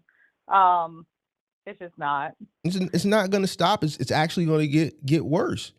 So, and then you got the people that are operating without understanding costs. You watch the channel. I see you in my comments all the time. You see all these case studies of people calling up. I had a guy called up. He was running loads for $1.25. His cost per mile was like $1.70. Oh. You see what I'm saying? So you got ignorant people too. This is your competition. I know, and I agree, because I watch your channel and yell at the TV because I agree with you on most of it. Yeah. So, Because so understanding that coming in, yo, this is my competition. So I have to set my business up to be able to win and compete against all of these guys. The guys who can operate low profitably, the ignorant guys, the illegal guys, the mega carriers, everybody. And if I can't come up with a operation cost that's competitive, then maybe I need to rethink this thing. right. So say I'm really knowledgeable in this business, and I know that my operating costs are $1.63 a mile. That covers my insurance, my variables, as far as my driver pay, my gas. I don't have a truck payment, whatever maintenance money that I put aside. So then you've got all these people that come in and they're taking loads at $1.29 because they don't understand. And it keeps driving the rates down. So when does it get to the point where my $1.63 I can't even hit anymore because people are coming in and I'm having to constantly knock my business numbers down lower to even make a profit? When does that stop? And when do you stop and say, because of that is why the rates are so low? I think that's one variable, but I think there's other variables that are there. I think volume is a bigger variable than the illegals. You keep hitting on the illegals. I think volume is more important. It's a bigger variable that is a big reason why, you know, people are complaining today than illegals. Illegals is a variable, but that shit's been there. Right, but if it comes down, say 3 years from now, you've still got that guy that can run at $1.29 a mile, and I came in 8 years ago, and I know that my cost per mile is this, and I'm constantly having to adjust it to lower it because everybody else is taking cheaper freight. I don't want to say cheaper freight. When does it bottom out? I think the more desperate people get, the worse it's going to get. I think it's going to get worse. And that's kind of the frustrating part. And I think that's where people are frustrated when they are talking about, you know, cheaper rates, because. But the people that say this, how do like you the guy keep that I adjusting showed, your cost to the people that are going to continue taking cheaper freight? Here's the thing. Everybody that I've challenged or has challenged me, when I ask them what's their cost, they don't know it. But they're the first people to holler cheap freight. The guy who I just showed, the great example, this guy right here, this retarded guy right here, he's all through this video, he's blaming everybody but himself. A 25-year veteran, you should be able to navigate, right? 25-year veteran, you should be you should be well on your way. You should have assets. You should have money saved. You should be on your way out. How do you fail in year 25? This is how you fail. He should be able to operate still in the current economy coming into this industry in 1999 and still be successful. This is the individual. This is what those people look like. He did it to himself. He's been in the market long enough to know the trend and how the rates go, and then decided to buy himself a $500,000 truck. So, but most people I talk to are like him. They may not have the $500,000 truck, but every single person that has challenged me, they don't do it anymore because they can't articulate what it is. Right. When it got to that part of the debate where I said, well, what's your cost? You heard birds chirping. Right. Oh, I know. 100% of the people that I've had this on all the time. Right. So 100% of the people that I've had this debate with cannot articulate what it is. Right. But when is it going to get to the breaking point is what I'm saying. Like, I agree with you on knowing your cost. You sound like a pretty more mature. I don't want to ask you never ask a woman how old they are, but you sound like you're probably, you know, of an age of wisdom. You live in Philadelphia, 4th largest city in the country. Your cost of living is pretty high. I'm from Chicago. High cost of living. In all your years, you've seen the cost of living go up. Correct. Have wages scaled with the rate of inflation? Not like they should, no. Do you think things are a lot worse than they were 20 years ago? Oh, hell yeah. All right, where do you think things are going to go in the next 5 to 10 years with everything, automation, AI, just technology, just the mindset of individuals now not wanting to work, the ignorance that you see, the illegals, just all the variables. Where do you think things are going? Think they're going to get better or you think they're going to get worse? That's a good question because, I mean, we evolve as a society, and I get that, and I love that about us as a people. Because, I mean, I'm 53. Okay. I grew up in the 80s, before cell phones, before internet, before all that. So I've seen how things have changed drastically, more than some of the younger people out here. So, well, you kind of roll with the punches. So how are we going to roll with the punches moving forward, I guess is what you're getting to. And I totally agree with that. I question that myself. I don't have an answer to that. And I know that freight is back and forth. It always has been, at least since I've been in it. And it's only been, almost 13 years. So, I mean, it's been a while, but I don't know where freight's going to go. Do I think AI trucks are going to take over? No, that's the stupidest thing I've ever heard of in my life. But as far as like a lot of the automation, is that going to come into play because the labor force doesn't want to get out and work like it used to? And how is that going to change the business model? I mean, I'm not stuck in old ways where I'm not adaptable to future movement. I never have been. Because this business is always changing, and that's what I love about it. I think where do I see it? I don't know where I see it. I think really a lot of mega carriers are going to absorb where the owner operators just won't be able to suffice anymore. Won't be able to make it. A lot of mega corps are going to be able to absorb. Are going to have to absorb it. I think that's what's going to happen. And you're going to have company drivers with a mix of automation. And that's what I think. I mean, I think rates are going to continue to stay suppressed. Yeah, but the amount of large carriers that are going out of business. Those are large carriers. Those aren't mega carriers. Yeah. No. I said that's why I said mega carriers, not large carriers. No. Yeah, I'm talking like 50 to 100 to 200 trucks. Yeah. I mean, and they've been around for 70 years. So my question when I see things like that happen is, what did they not do to transition themselves to be able to handle the change in freight? Is it something that we all should be looking at?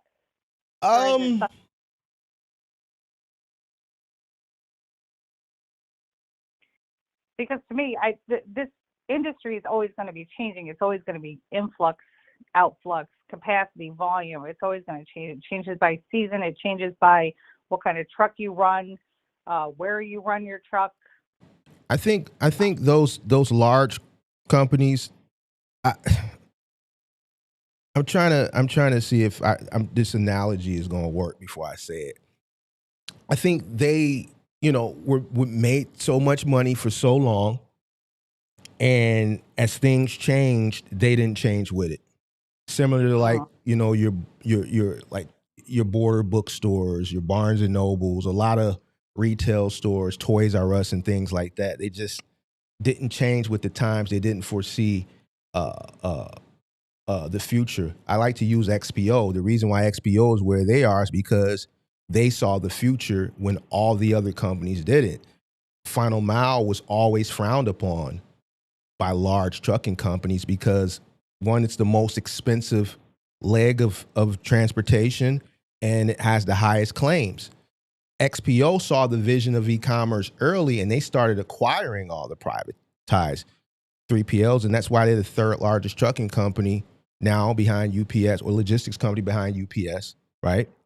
And FedEx, right? So I think a lot of these older companies with older board members that, are these old silver gray-haired people, they just didn't see the vision and they got priced out, right? Their margins were bigger, but as time went on, labor went up, benefits went up, just everything went up, and their margins just shrank. And they didn't see the vision, and they didn't adjust in time. I think the mega corporations have the money, they have the margin still, and they're investing into the technology already. Right. So And they do, most of them carry their own insurance. they're self-insured, right? Yep. So they're going to absorb all of that, plus all the owner operators that won't be able to, afford to operate in this industry in the future.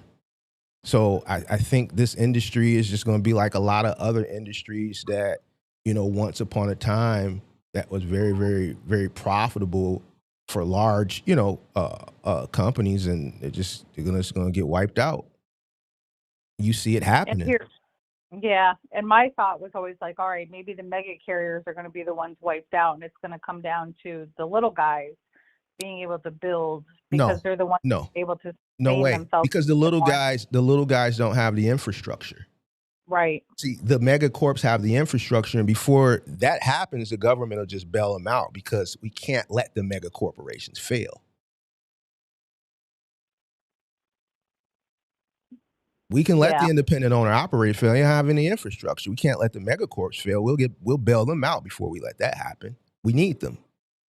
Yeah, because the industry would go downhill. Look at what they tried to do with USPS, trying to get the non-domiciled drivers out of USPS. Mm-hmm. They tried it, and it started falling apart because they have so many of them driving for them that they can't even get regular carriers on it without the whole infrastructure of the USPS delivery falling apart. Yeah. I think just, and I'm being honest, and I mean, I just think being an owner operator, especially with the OTR guys, I just think, it was once something that you could start and kind of, live the dream, the American dream. But I think the cost of operation, a lot of guys, it's not affordable anymore. And that's just the honest guy too. The price is going to continue to stay suppressed. Just think about it. If rates scaled with the operation cost, eventually in 6 to 12 months, that increase in rates is going to trickle down to the consumer. Okay. And right now things are sky high. I wish I had more research on that, because I did read an article on that where it wouldn't really impact that too much based on proper increase. I don't know where it is, so I'm not going to speak on it because I'm not that well versed. Well, that's why I'm saying it's a lag. That's what I'm saying. It's a lag. That's why I said 6 to 12 months. Yeah, eventually maybe shippers absorb some of that higher cost. Retailers may absorb some of the higher costs. But once it starts to cut into their profit margins, it's going to pass down to the consumer. It always does. It always does. There's going to be a lag. It's not going to be immediate. But it's unfortunate. I think a lot of people get into this business really wanting to make it work and really do well with it. And it is a cutthroat business, like you've said time and time again. And I see it every day. Getting those local contracts, but still trying to pay a driver isn't even sustainable from what I see in the numbers that I've run for the companies that I work with. You're talking about for OTR, right? Yeah. Yeah, it's not sustainable for one truck. You have to operate in volume in order to make that work. Yeah. The only way you're going to make your money, if you have a box truck and you want to run OTR and you're paying a driver, the only way you're going to make your money is by staying in certain zones and learning how to parcel really well and knowing that sometimes your truck's going to sit. But running them local and paying a driver, there's no money in it unless you get a contract from a company. And I have tried to preach that to people numerous times. There's just not. Everybody's out there looking for a contract, which is great. If you can sustain that contract, if you have a contract that needs to run 4 loads a week and you've only got 2 trucks, how are you going to sustain that contract if it's running out of state? Mm-hmm. You're going to have to load board your way home to run back out. So even the dream of that for some people, they need to realize the significant amount of trucks you need to even really have a contract, unless it's something local where you're doing daily drops. Yeah, I stopped trying to explain that. There's so many creators that sell people on contracts and government contracts and all this, that, and the third. And I have to be the bad guy to explain infrastructure to them, and how the difficulty it is to do it with one truck and as a novice and so on and so forth. So yeah, I definitely understand what you're talking about there. But back to the rate per mile and the cheap rates, because that was really the topic of your show. Rates are cheap for people that are coming into the market, not understanding, or people that already have their cost per mile set and watching the rates still go below what they can run those loads for. So I think that's where the frustration is. So is it cheaper, or their just cost is too high? Because here's the thing: if you're coming in and your cost is to a point where you can't compete currently, as you come in, that says a lot about the owner operator.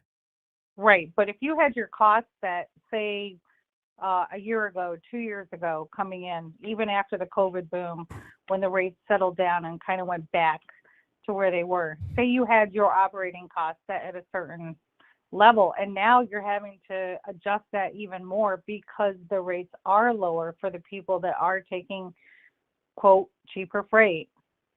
Does that make sense? I hear you.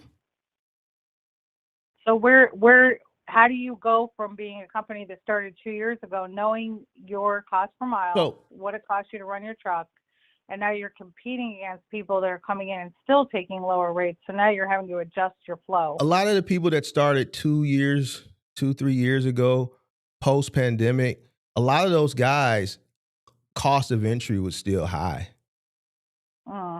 So that's a decision that they made. That cost of entry that they paid that was exorbitant, that was the decision that they made. A lot of people that came in around that time, they came in with an exorbitant cost of entry. That's their ignorance.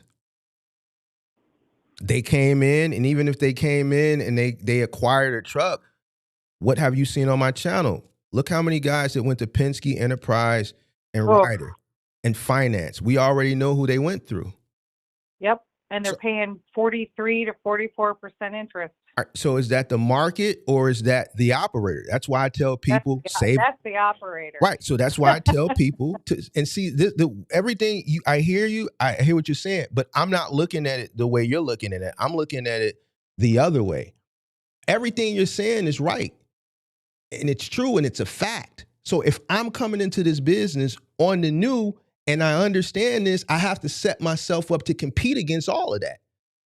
It's a free market, free enterprise. Yes, there's some shady shit going on, but if I want to do this, that's still my competition. I can't come in and complain about this shit once I step in the water.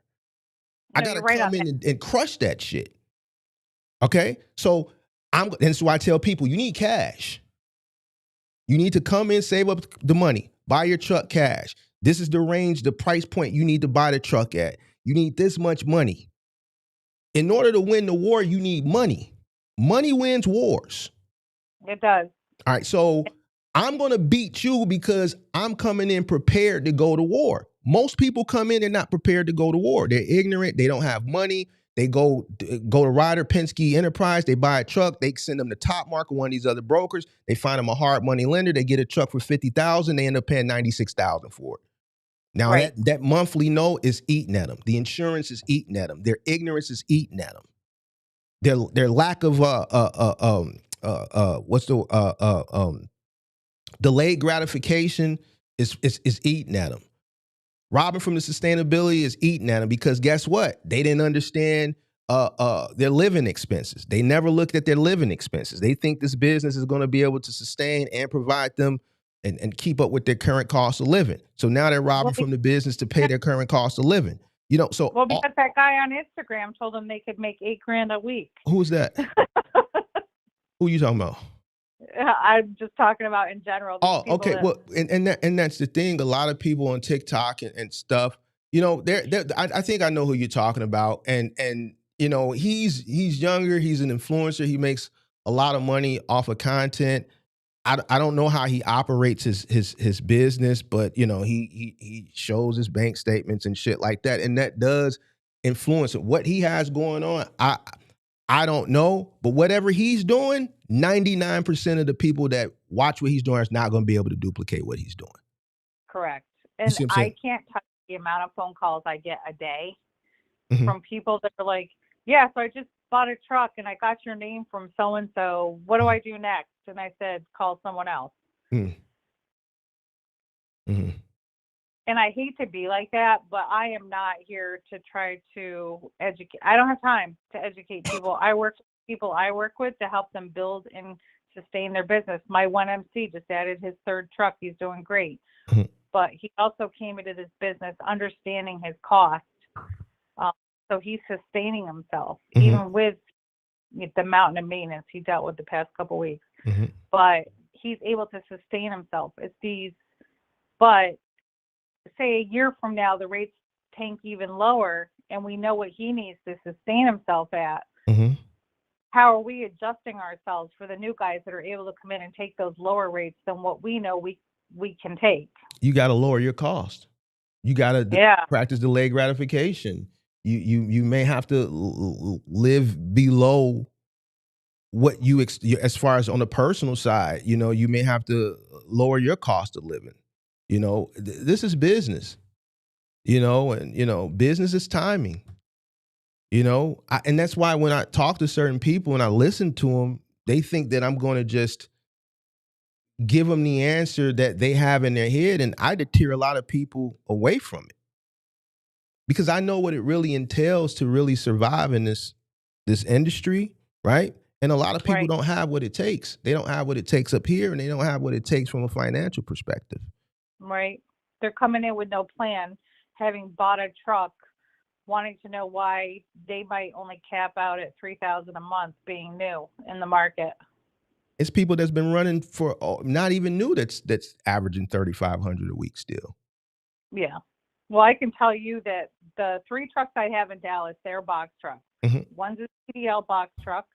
I can scale 15.5 on that truck. One's an MV 607. I can scale 10,002. The other one's a 4,300. I can only scale 8,500 on that truck. Mhm. So a lot of times people don't even know their scalability, Mhm. and they're over their trucks getting put out of service because they're overweight and all kinds of fun stuff. But I know what his trucks average, and I can tell you from a box truck perspective on his trucks, Mhm. he averages about 48 to 53 a week on average Per truck. Mhm. Now, sometimes we might have a week where we hit $8,000 on a truck and it's like payday, Mhm. which is great. And I wish more box truck people would understand that. Now, I work with drayage too, so I have that side, but that's a totally different ballgame. But the box truck people,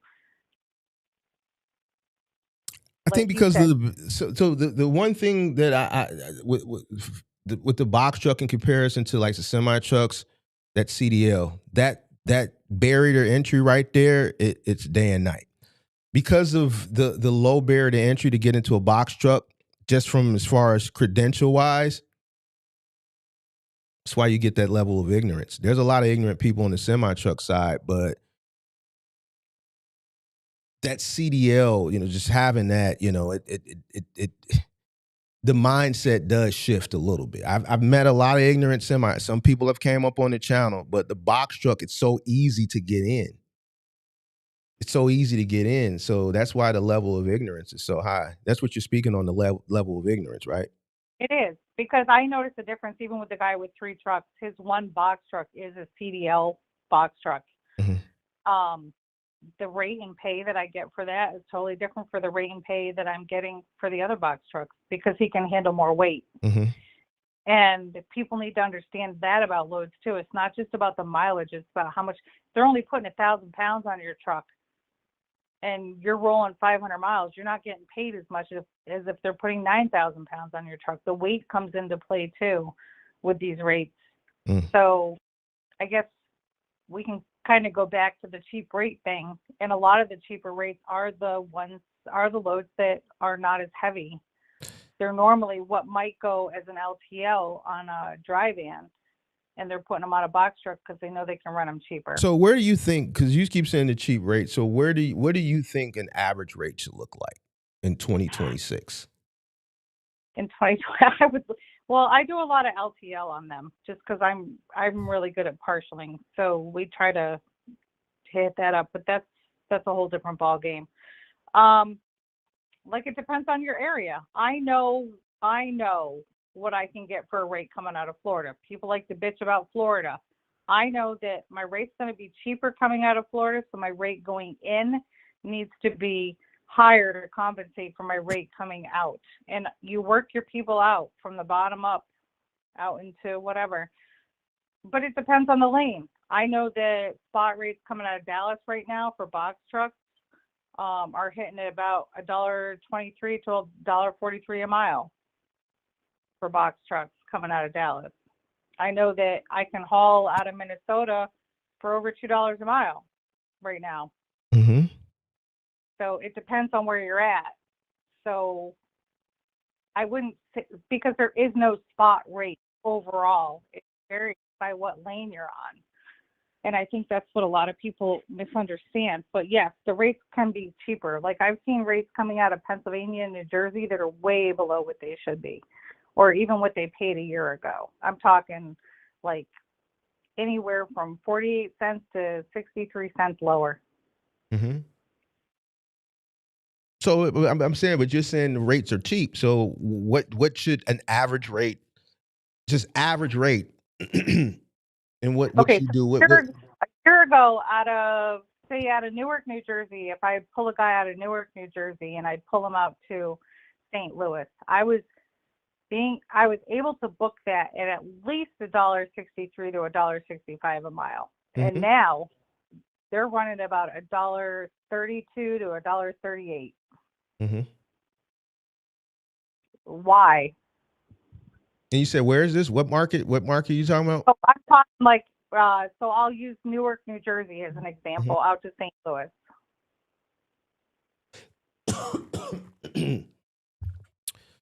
So 160 would suffice. You would be happy with that out of that market, is what you're saying.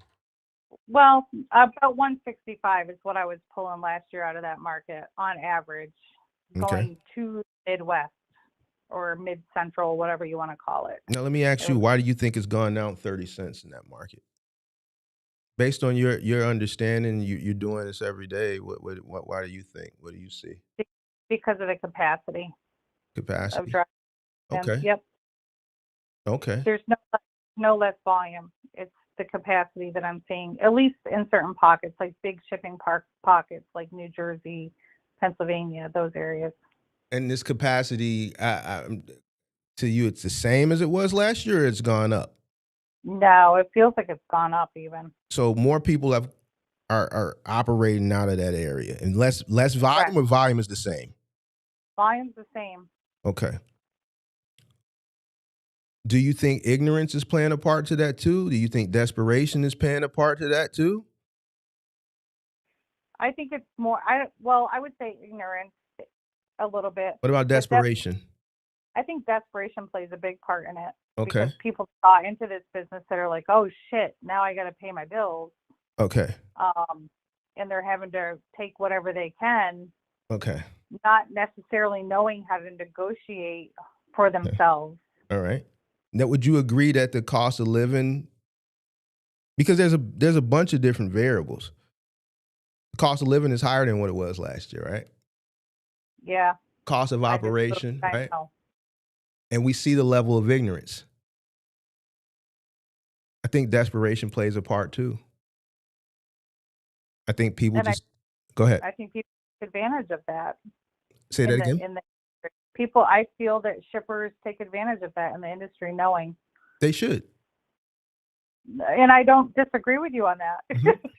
Because here's the thing. I always put myself on both sides of the coin. Right. If I'm a shipper and I'm selling, ultimately I'm competing too. I'm competing. Correct. Whatever product it is, whatever we're manufacturing, we're not the only one manufacturing. So we have to make sure our prices are competitive to whoever's buying from us wholesale, so that they can compete at the register against their competition, so that they can keep buying from us, so we can keep producing. Correct. And shipping is a big part of cost.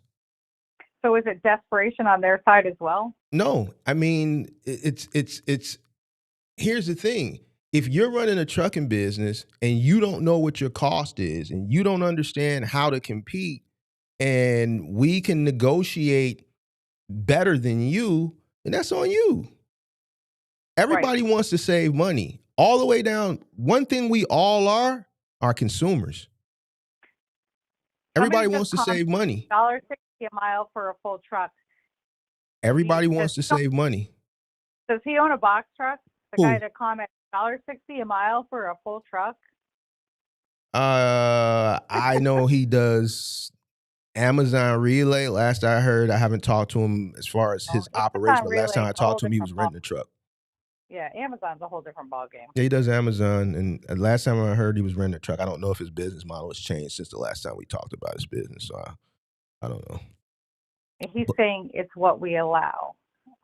Yes and no. I mean, it goes back to understanding the volume and the capacity of the industry. But my biggest takeaway from the cheap rates is if they keep going cheaper and cheaper, and you've already come into this business and been in this business for a long time, and you already know what it costs you to run your trucks, and you're at the lowest you can run them for to just keep yourself a little bit above water, how far? You're going to get priced out. Right. That's just what it is. It's capitalism. And that's why I don't look at it from a personal feeling perspective. It's business. No, you can't. And it may be unfortunate. It may be unfortunate to some it may not be. But that's just the way it is. It's business. So you're going to see a lot more large companies fail. You're going to see a lot more mega carriers absorb those larger companies where they're failing at. All that capacity is going to go where? That company that just failed, the 600 drivers or whatever it was, I forget the name of, down in Texas. All those CDL drivers are going to go where? To another company. More than likely a mega carrier. All the mega carriers are going to absorb all of that. So it's almost like it's doing a full circle from 20 years ago. I mean, it's just people are getting priced out. Just like people are getting priced out of the housing market, people are getting priced out of this market. It's a market. Look how many people you see complaining now that they can't afford a starter home. They make what would be considered decent money, but the housing market is... And it's tough because as the rates have fallen and you're already set at what you know, even if you're not pricing yourself too high with your variable and your set cost, you're still having to readjust yourself. So in the end, may the best man win, I guess. It's yeah. And I know when I say it, I just don't have emotion because it's not a feeling thing. It's just what it is. Yeah. Like we're old enough we've seen industries go in this direction. Yep.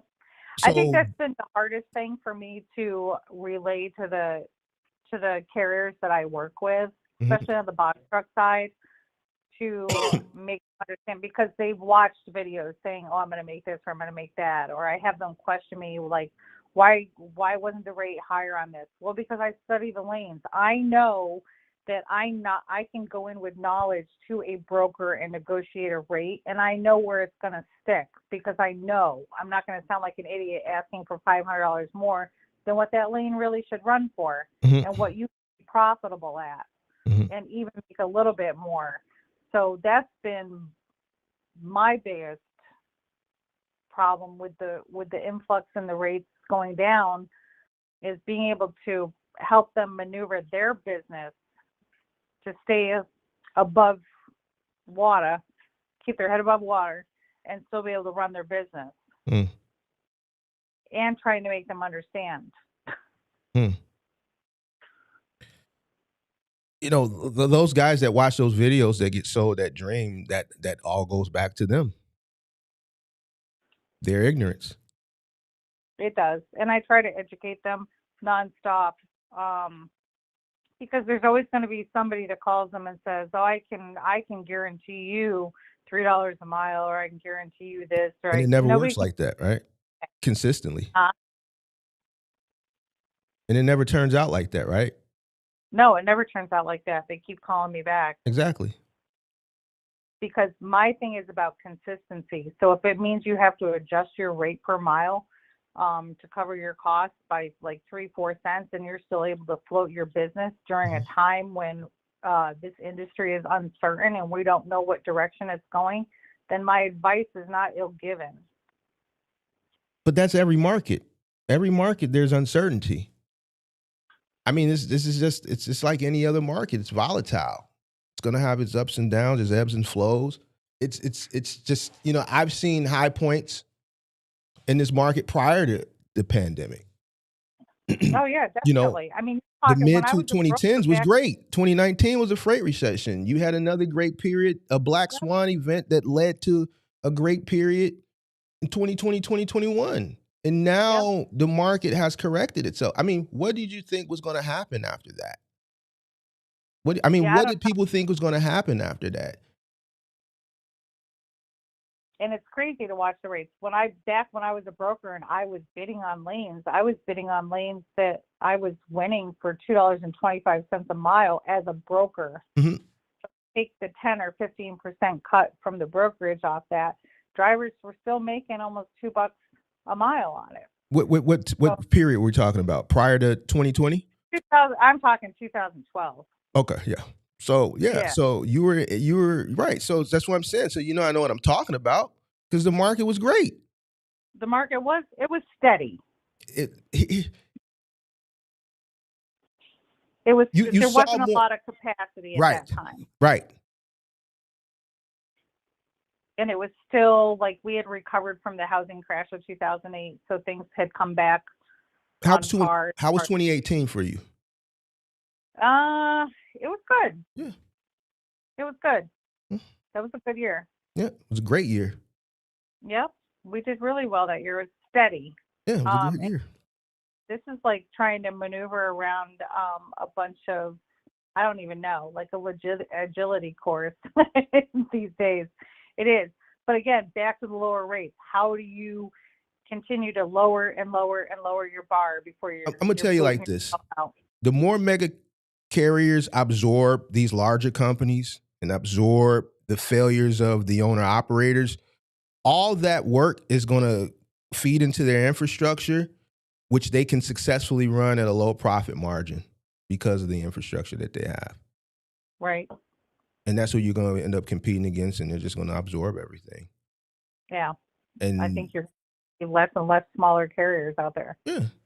So, I mean, that's just what's going to happen. It's already happening because they're going to be the only people who can afford to operate. Price is going to continue to be suppressed. They are. Well, insurance is ridiculous. Yeah, but their insurance has gone up because, and I could be wrong, but I'm thinking insurance has gone up because of the dumb shit people do. I mean, me and you are old enough to know that insurance has never gone. It always, over a period of time, if you do what you're supposed to do, it goes down. Why? Because most people did what they're supposed to do. They did less dumb shit.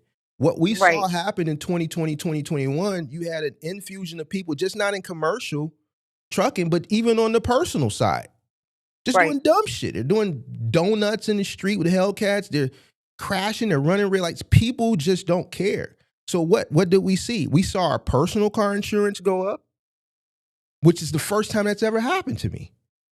Yeah, we saw our commercial insurance go up with no incidentals on the personal side. And this is nationwide. Why? Because it's gotten to a point where if dummy A does dumb shit, his premium goes up. There's a lot of dummy A's now. So it's to the point where there's so many dummies doing dumb shit. Now the insurance company has to go up on everybody to help cover their losses so that they can still stay profitable. I think that's expenses of business is the insurance. You say that again? I'm sorry. I think that's one of the biggest expenses in this business. Well, insurance, yeah. insurance, and a lot of guys, they have extremely high, truck notes because they don't come in with cash and, use commercial equipment. You know who they got to finance through. So and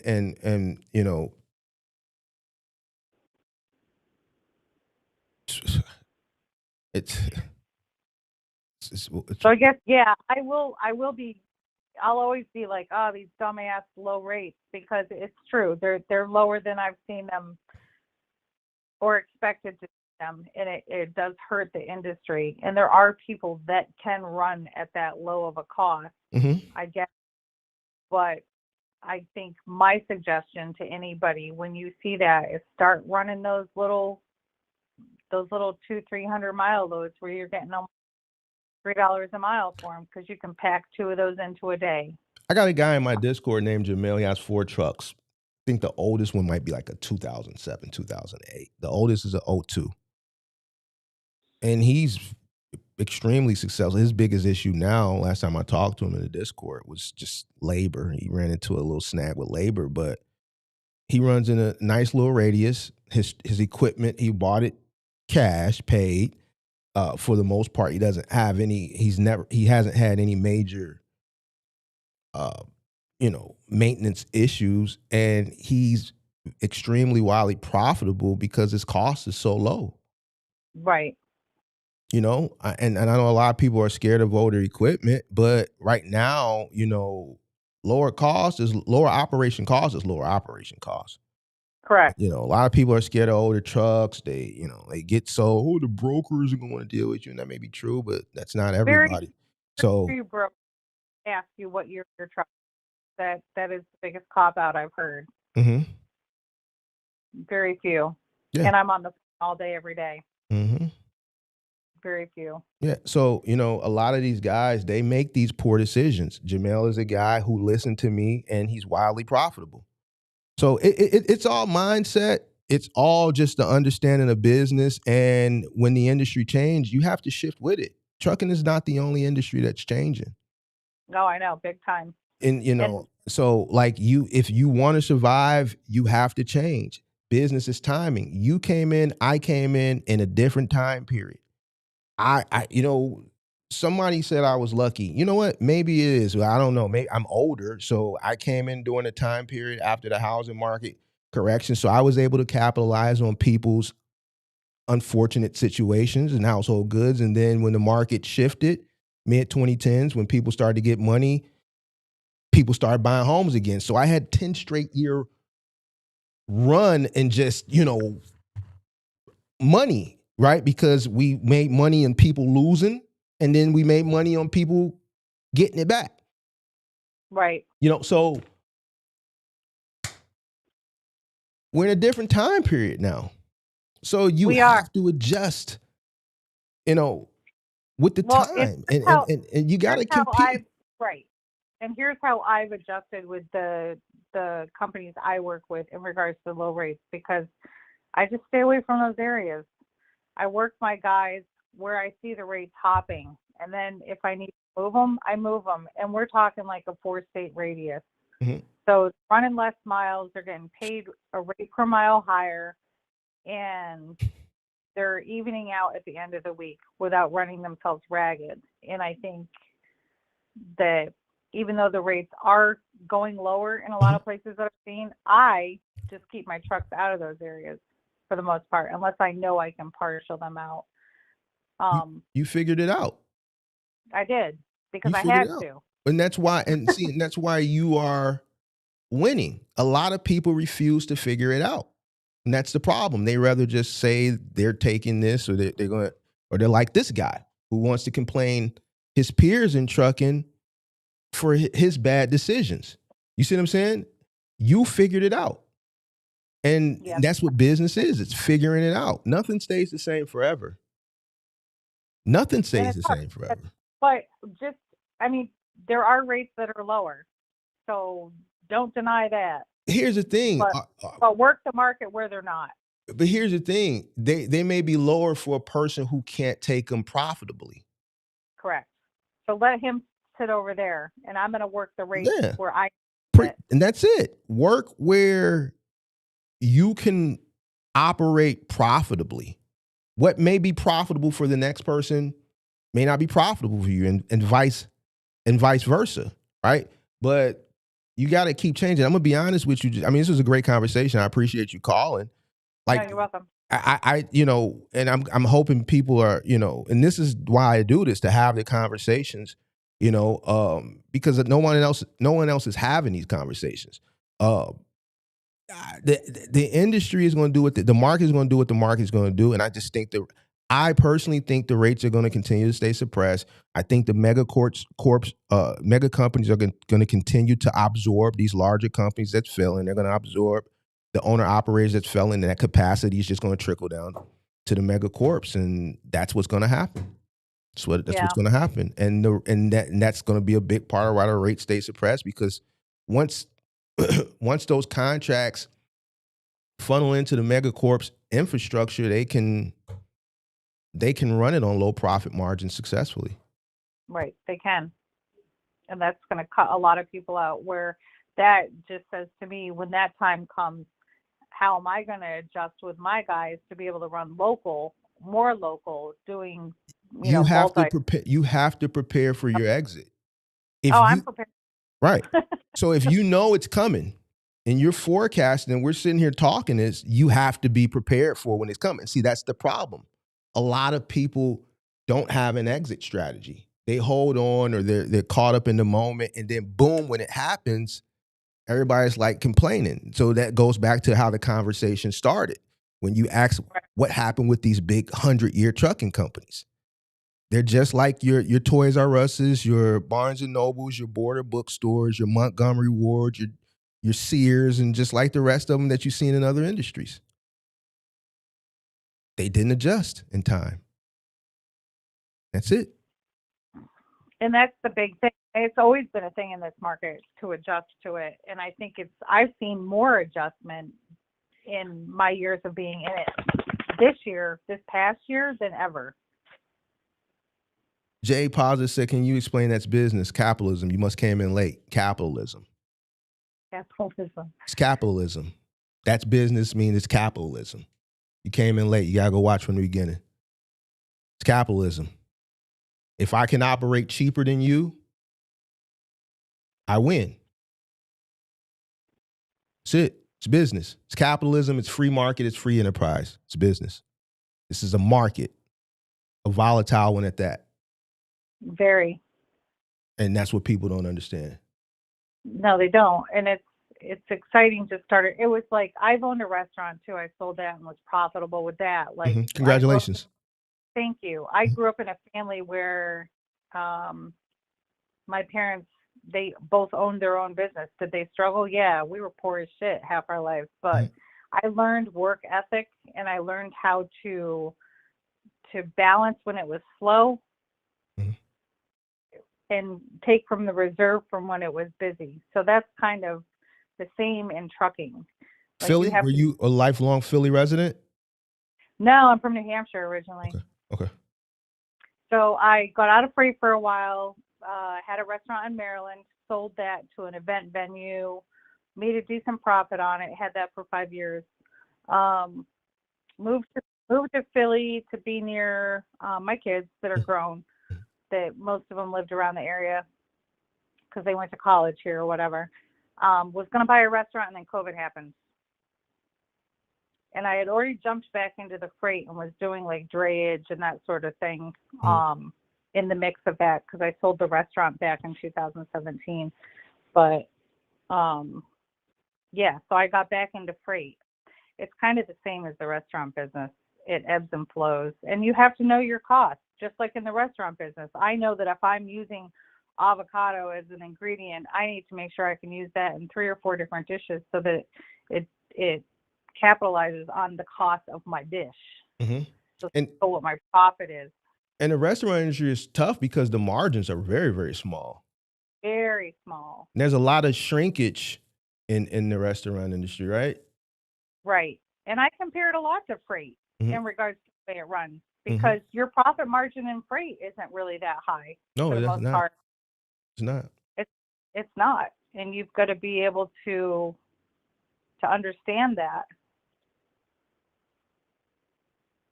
But yeah, the lower rates, they're out there. I just ignore them and Mhm. keep my guys where the rates are higher, and then I move them as I need to, move them. There you go. But you understand business. Just having a conversation, you understand business, and that's why I try to tell people. A lot of people just don't understand business, just general business. It's typical business 101. And I think if a lot of people just educated themselves on just general business, like education is so easy to obtain now. Like I think MIT has free YouTube courses. They may be a little dated, but Intro to Business 101 is Intro to Business 101. Right. You know what I'm That saying? never. So I think a lot of people need to sit down and watch some of these dated lectures on just general business, intro to business, intro to economics, intro to micro, intro to macro, so they can have a better understanding. So they don't say dumb shit like they keep taking cheap freight and trying to use these coping mechanisms, and they don't understand what capitalism is. They don't understand that they invested into an industry that's a market that's volatile. Right. So me personally, I just won't allow my audience to conjure up these scapegoats and these coping mechanisms. I'm very, hard on my audience because I want them to win because there's so much ignorance, and it's so easy to win because the ignorance is just so overwhelming. All you have to do is educate yourself, and voila, because so many Right. people are stupid. That's it. Just having a general understanding of business will take you very, very far. And it will. And I think people appreciate your channel for that, for sure. I appreciate that. Thank you. Thank you. I know that as long as I've been in this business, even watching some of your content, I'm not even sure how I found you because I don't really watch TV. I'm more about learning about business. So is there something more I can learn? Mhm. Is there something I don't know about? Because I might be in this business for 12 plus years, but there's always something I could learn from someone else. Mhm. So I don't even know how I found you. Probably just on YouTube surfing around. Mhm. But I was like, all right, this guy, I mean, there's some things that I'm kind of like, whatever, Mark. But for the most part, I agree with you. And I like how you present to people because you're just downright honest, brutally honest. You're honest with them. Mhm. Know the business you're getting into, know what your costs are, and know what you're up against. Mhm. Know how to run a business. And I think it's sad to see so many people jumping into this, losing so much money because they think it's easy. Yeah. I always tell people this isn't DoorDash. This is General Freight. Yeah. Yep. Yep. You're 100% right. Well, I don't want to take up too much of your time. This was a great conversation. I'll probably No, I appreciate it. clip it at some point down the line, but I really appreciate this was a very refreshing conversation. This conversation didn't give me a headache. So Well, good. My purpose wasn't to call you to give you a headache. no, I mean, you understand business. A lot of the conversations I have, you watch the channel, so it's some of these conversations, like yesterday, I had a headache. Like after I got off, I had to go into Discord because I got to go into Discord at least once or twice a week. And like my head was pounding after I don't know if it was the last call that did it, but some of these calls are just very, very. I don't know. It just give me headaches. I don't know if it's because of. I don't know what it is. They just give me headaches. So, but I appreciate you calling in. I hope to hear from you soon. I appreciate you supporting the content. Appreciate you too. Thank All right, you. man. Take it easy. Bye. Bye.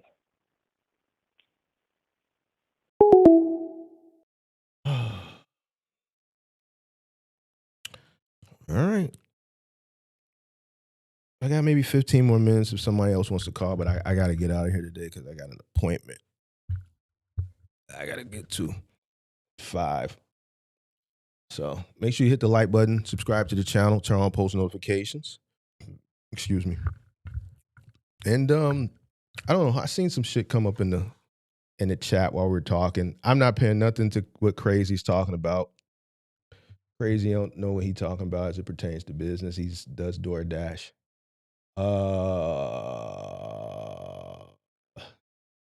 Let me see.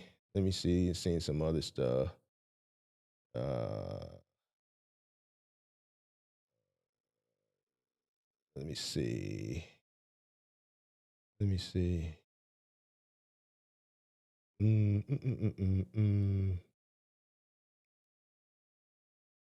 me see.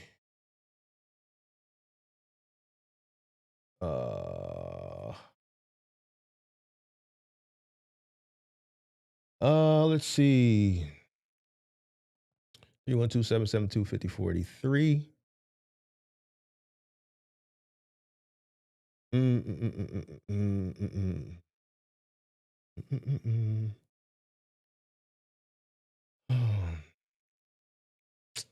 Some of these comments, see if I got challenged anywhere. I like a good challenge. Nothing like a good challenge.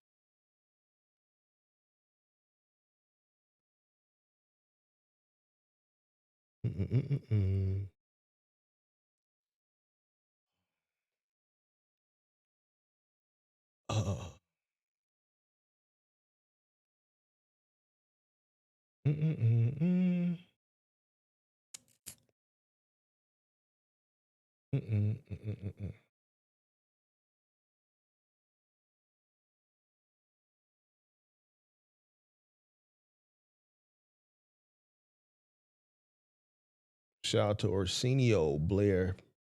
Appreciate that comment.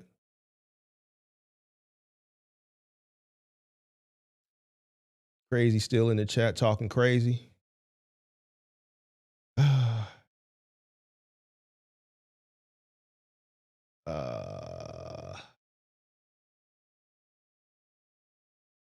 Cortavia said, I'm just a company driver speaking now. I do understand your facts. Appreciate that.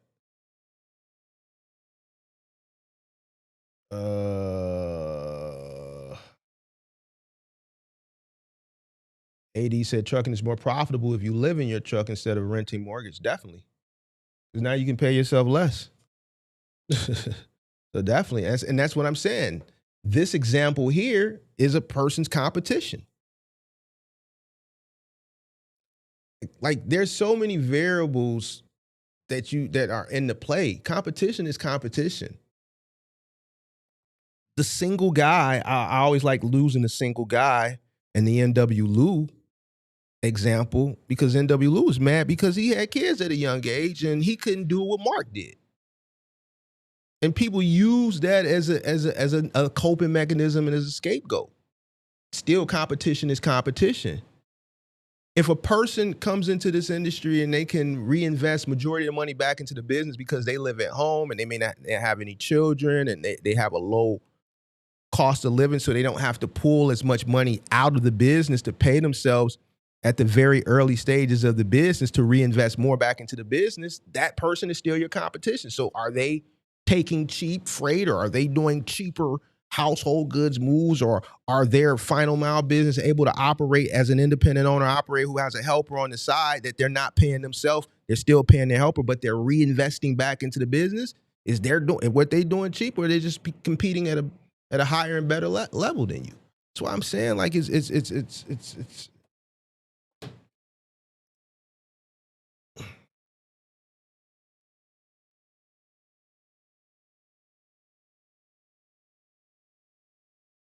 let me scroll back down. I get what you're saying. Cheap freight is only a loss to someone who's absorbing it. I gave an example of a different market earlier. I think you probably came in late, and you probably should go watch it. I gave a housing market example. You got 4 units, same floor, carbon cut copies, the same. You got 4 different owners. You got 3 that are selling at the comps around 300. Then you got this one owner that's selling for 400. Would it be right for that $400,000 owner who's trying to sell the same carbon cut copy unit with the same views on the same floor as the other 3 owners who are priced at what the current comps are for that same type of unit in that area that are priced right around 300? No, he's pricing himself out. That unit is going to sit. Those 3 units are going to sell. And even after those 3 units sell, he's still going to be sitting, that unit is still going to be sitting on the market. Because it's $100,000 overpriced than what the comps are dictating currently in that market. Well, Mark, why doesn't he come down? Because he bought at $350. He's underwater, where the other 3 people bought 10, 15 years ago for $100,000, $150,000 less than what they're selling it for. They're able to compete better. Timing played a factor. Their entry cost played a factor. What people are buying that carbon cut for in the marketplace plays a factor. They're purchasing that type of unit for about $300,000. He's trying to sell for $4 because he bought in a market where the market was high, it was inflated. The market corrected itself. He's underwater. He's $50,000 underwater and he's trying to sell for $100,000 more than what the market is dictating. It's a market. Shouldn't have bought. Paid more for the house. Now you got to sit on it. The right thing would be to just to sit on it and wait. Same thing over here. My cost of entry is lower. My operating cost is lower than yours. And the rate is here. Your operation cost is here. My operation cost is down here. I can run this profitably where you can't. So you're hollering it's cheap. I'm hollering get money. And what you say, get,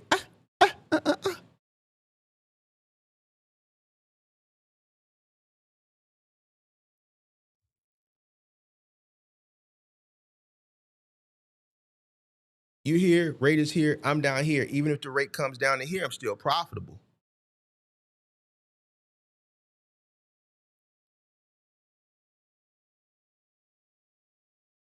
So is it cheap? Or are you just, you just have a high cost of operation?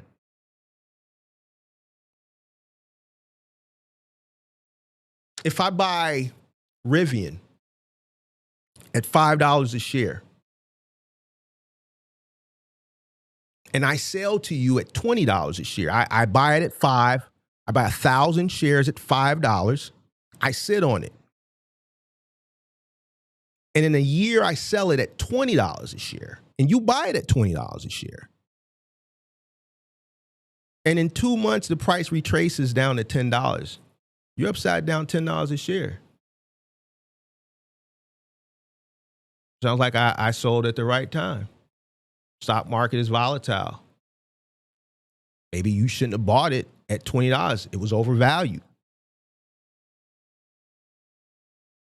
I made a better decision than you. I bought in early. I sold. I made money, made $15 a share. You bought overvalued due to your own ignorance. Now you're down $10 a share. So you can sell at a loss, or which would be comparable to an owner-operator running a load at a loss, or you can sit patiently and wait till it goes back up, if it goes back up. At the end of the day, you made the ignorant decision to buy something that was overvalued because you didn't do your research.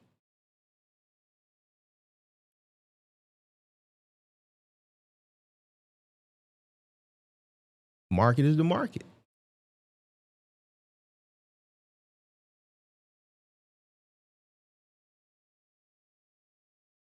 If a shipper and a broker takes advantage of you because you don't understand what you invested in, you don't know your cost, it's no different than me buying Rivian at $5, selling to you for $20, knowing that it's overvalued. It could be on some buy the rumor, sell the news shit. I sell it. To you, it retraces to 10. You're the sucker. I know it's going to retrace. Do I tell you no? I want to make money.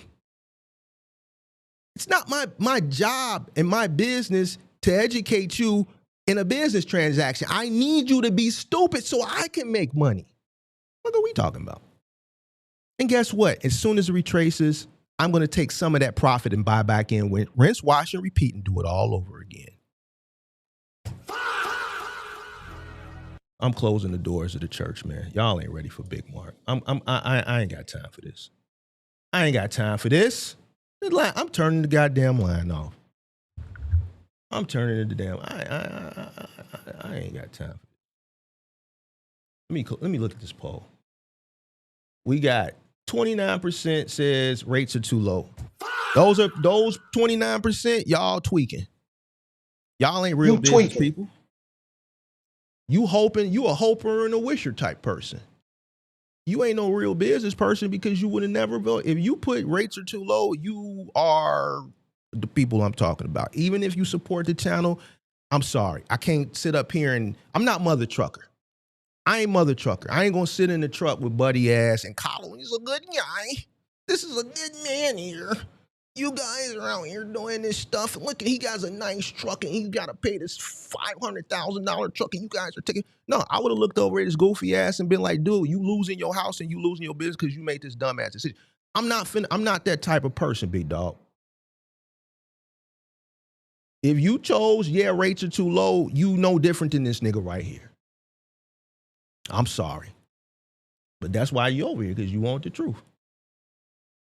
The correct answer is no. And the market exposes weaknesses.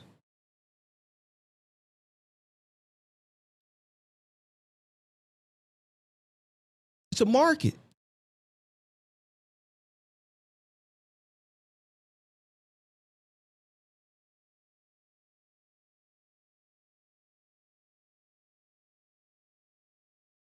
Who sets this price on what freight should be? You want regulation? Do you want regulation? Because if you want regulation, you want the government to step in and dictate rates, then 99% of you will never be able to, you won't even be in trucking. You'll be priced out. You wouldn't even have the opportunity. You wouldn't even have the opportunity.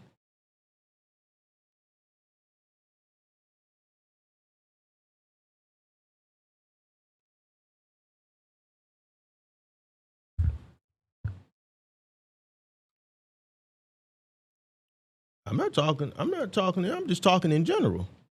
I mean, the number was up. The number was up. I didn't say that. Cheap freight there's no such thing.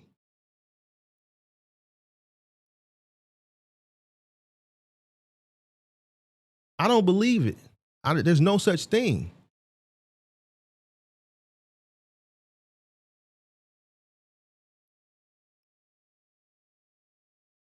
The person who takes it as profitably, do you think they say, oh, there's some good profitable cheap freight right here?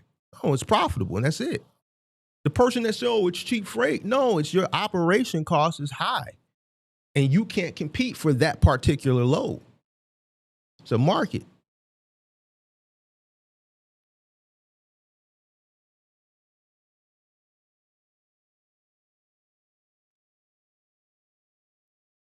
I gave you plenty of examples of different markets and analogies and comparison, and people they still trying to hold on to this phrase, cheap freight. And this is why people struggle, because they're not thinking like a business person. They're thinking one-sided as it pertains to whatever the fuck it is they got going on in their box truck, instead of looking at the overall picture. And it does frustrate me when I sit here and I try to explain it. I give you different analogies of different markets, like stock market, housing market. Great analogies for you to understand. But yet still, the problem is people still try to hold on to this phrase. That phrase is probably the most fucked up phrase in this industry. That phrase is what got this motherfucker where he at right now. I'm going to bookmark this motherfucker.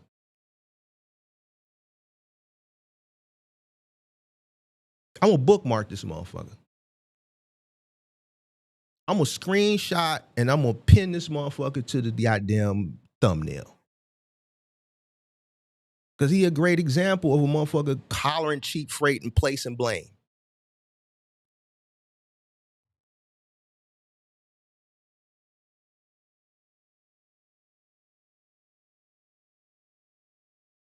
I would run circles around this motherfucker.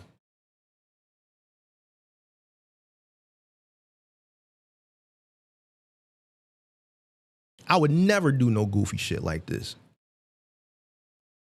You would never hear Big Mark placing the blame.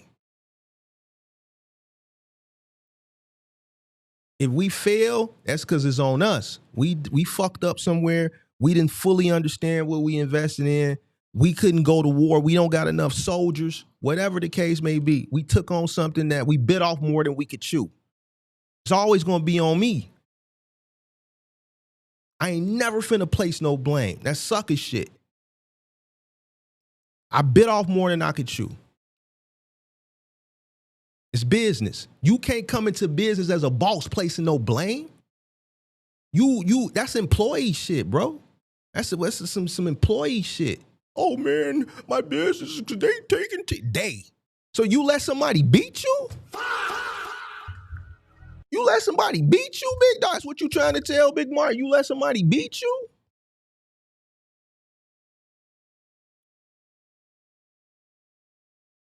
You let somebody beat you? That's what you really saying. Somebody outsmarted you.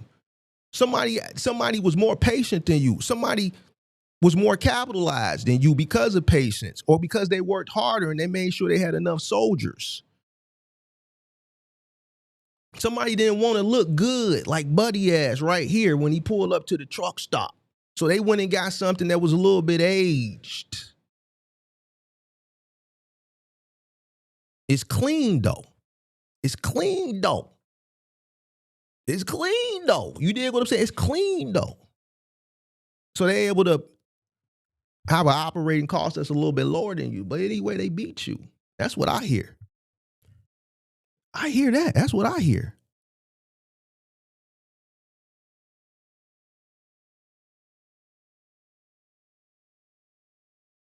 I hear a lot of men.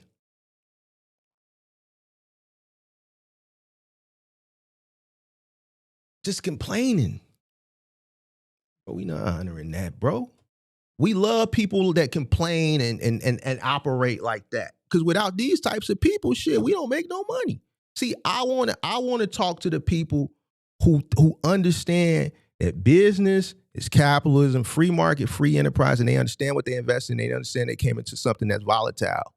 I want to talk and network with them people who don't complain, who come in to win. They understand what they get into. We understand we got Buddy like Buddy. We understand we got illegals running through this bitch. We understand we got people that's operating at a loss unknowingly based on desperation and robbing from the sustainability business. We understand that all these are variables that are in play that we have to compete with that's going to affect the rates. So we set ourselves to beat and win and still be able to survive and profit. We understand that. Them the people I want to talk to. And we still want to keep those people ignorant because those are the people that we eat off of. We need them. That's why I close the lines, man. That's why I close the line, bro. I can't. Can't, bro.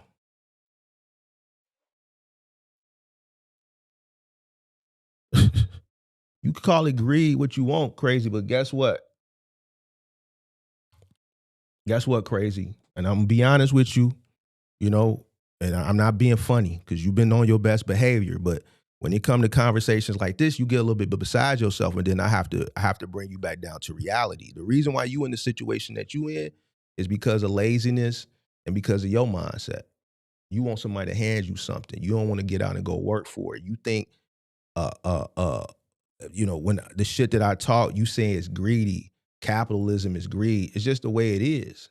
If you come into a business and you don't compete, you don't do what you're supposed to do to set yourself up to win, understand the numbers, do all the back end shit so that you can set yourself up to win, stay at a job. Let the smart people in corporate and the executives do the smart shit and they just delegate you work to do. Look, go move all those boxes from that side of the room to that side of the room. When you get done, let me know and I'm gonna have something else for you to do. You ain't gotta do no thinking. If you don't want to do no thinking and no back end work in the math so that you can win, go get a job. Yo, all right, you punch in yet? All right, do me a favor. I need you to get up on that ladder and I need you to paint this whole ceiling. And when you get done, come find me. I'm gonna be somewhere around here. I'm gonna have something else for you to do. The person just delegates. That way you ain't gotta do no thinking. They gonna do all the thinking to make sure that the business stays above float so that they can continue to employ your ass. But the moment you step into the ownership role, you gotta do all that shit.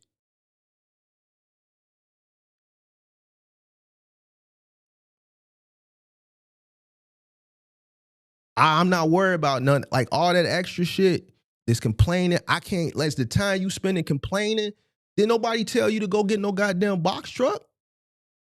You didn't have to go get that shit. Nobody put a gun to your head and say, yo, go get a box truck and get in the box truck business. You weren't honest with yourself. You knew you failed and you know you don't know math. You knew you barely could read. You know you lazy. You know you ain't got no ambition. You knew this shit already. You knew your cost of living was high. You knew you got 10 kids. You knew you got all this shit going on. That's a deterrent, and that's probably one of the main reasons that you may not be able to compete with somebody else. You knew this shit coming in. So is the next person who ain't got all that shit, who's got a better business mindset than you, who's more disciplined, who practice delayed gratification, they supposed to sit on their hands because you fucked up? They supposed to wait and not do what's in their best interest because of your poor decision making? Because you lazy, because you ain't ambitious, because you don't want to sit down and do the math, because you was ignorant, you let somebody mislead you, and you came in and bought a goddamn truck that with a fucking from a hard money lender, and you ain't got no working capital, and now you fucked up out here in these streets. That person that did everything right, he's supposed to sit down and sit on his hands because you did everything wrong? Man, get the fuck out of here, man.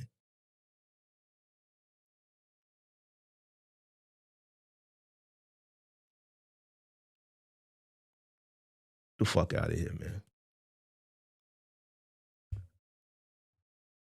Fuck you think businesses come in and everybody eat? No, it's a motherfucker when you come into business ready to put their foot on your neck. I'm telling you what it is.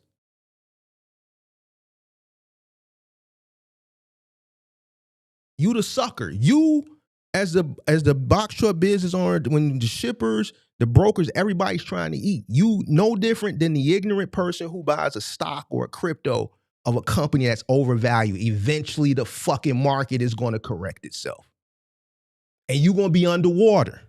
And you're going to be like these stupid motherfuckers you see, man, they said the stock market was booming, and man, they're like the guy we reacted to the other day. I lost $100 because he just buying shit. He don't know what the fuck he buying. He don't know how to research a company. He don't know how to research and see if a company is undervalued or overvalued. He don't know entry points. He don't know none of this shit. He's just buying shit because the stock influencer is telling him, buy Tesla, buy this, buy that.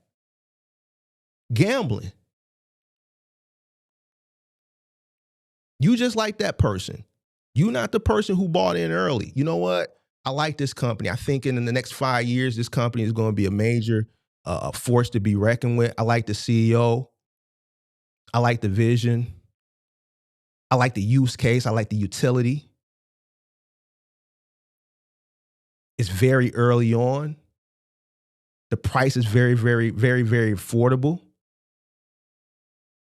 Let's get 10,000 shares of this. And let's sit on it.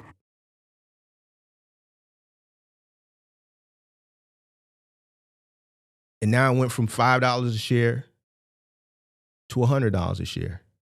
And because it's rising, it has that little moment where it's trending, where it's having a good week, and it went from $50 to $60. It went up $10 a share that day.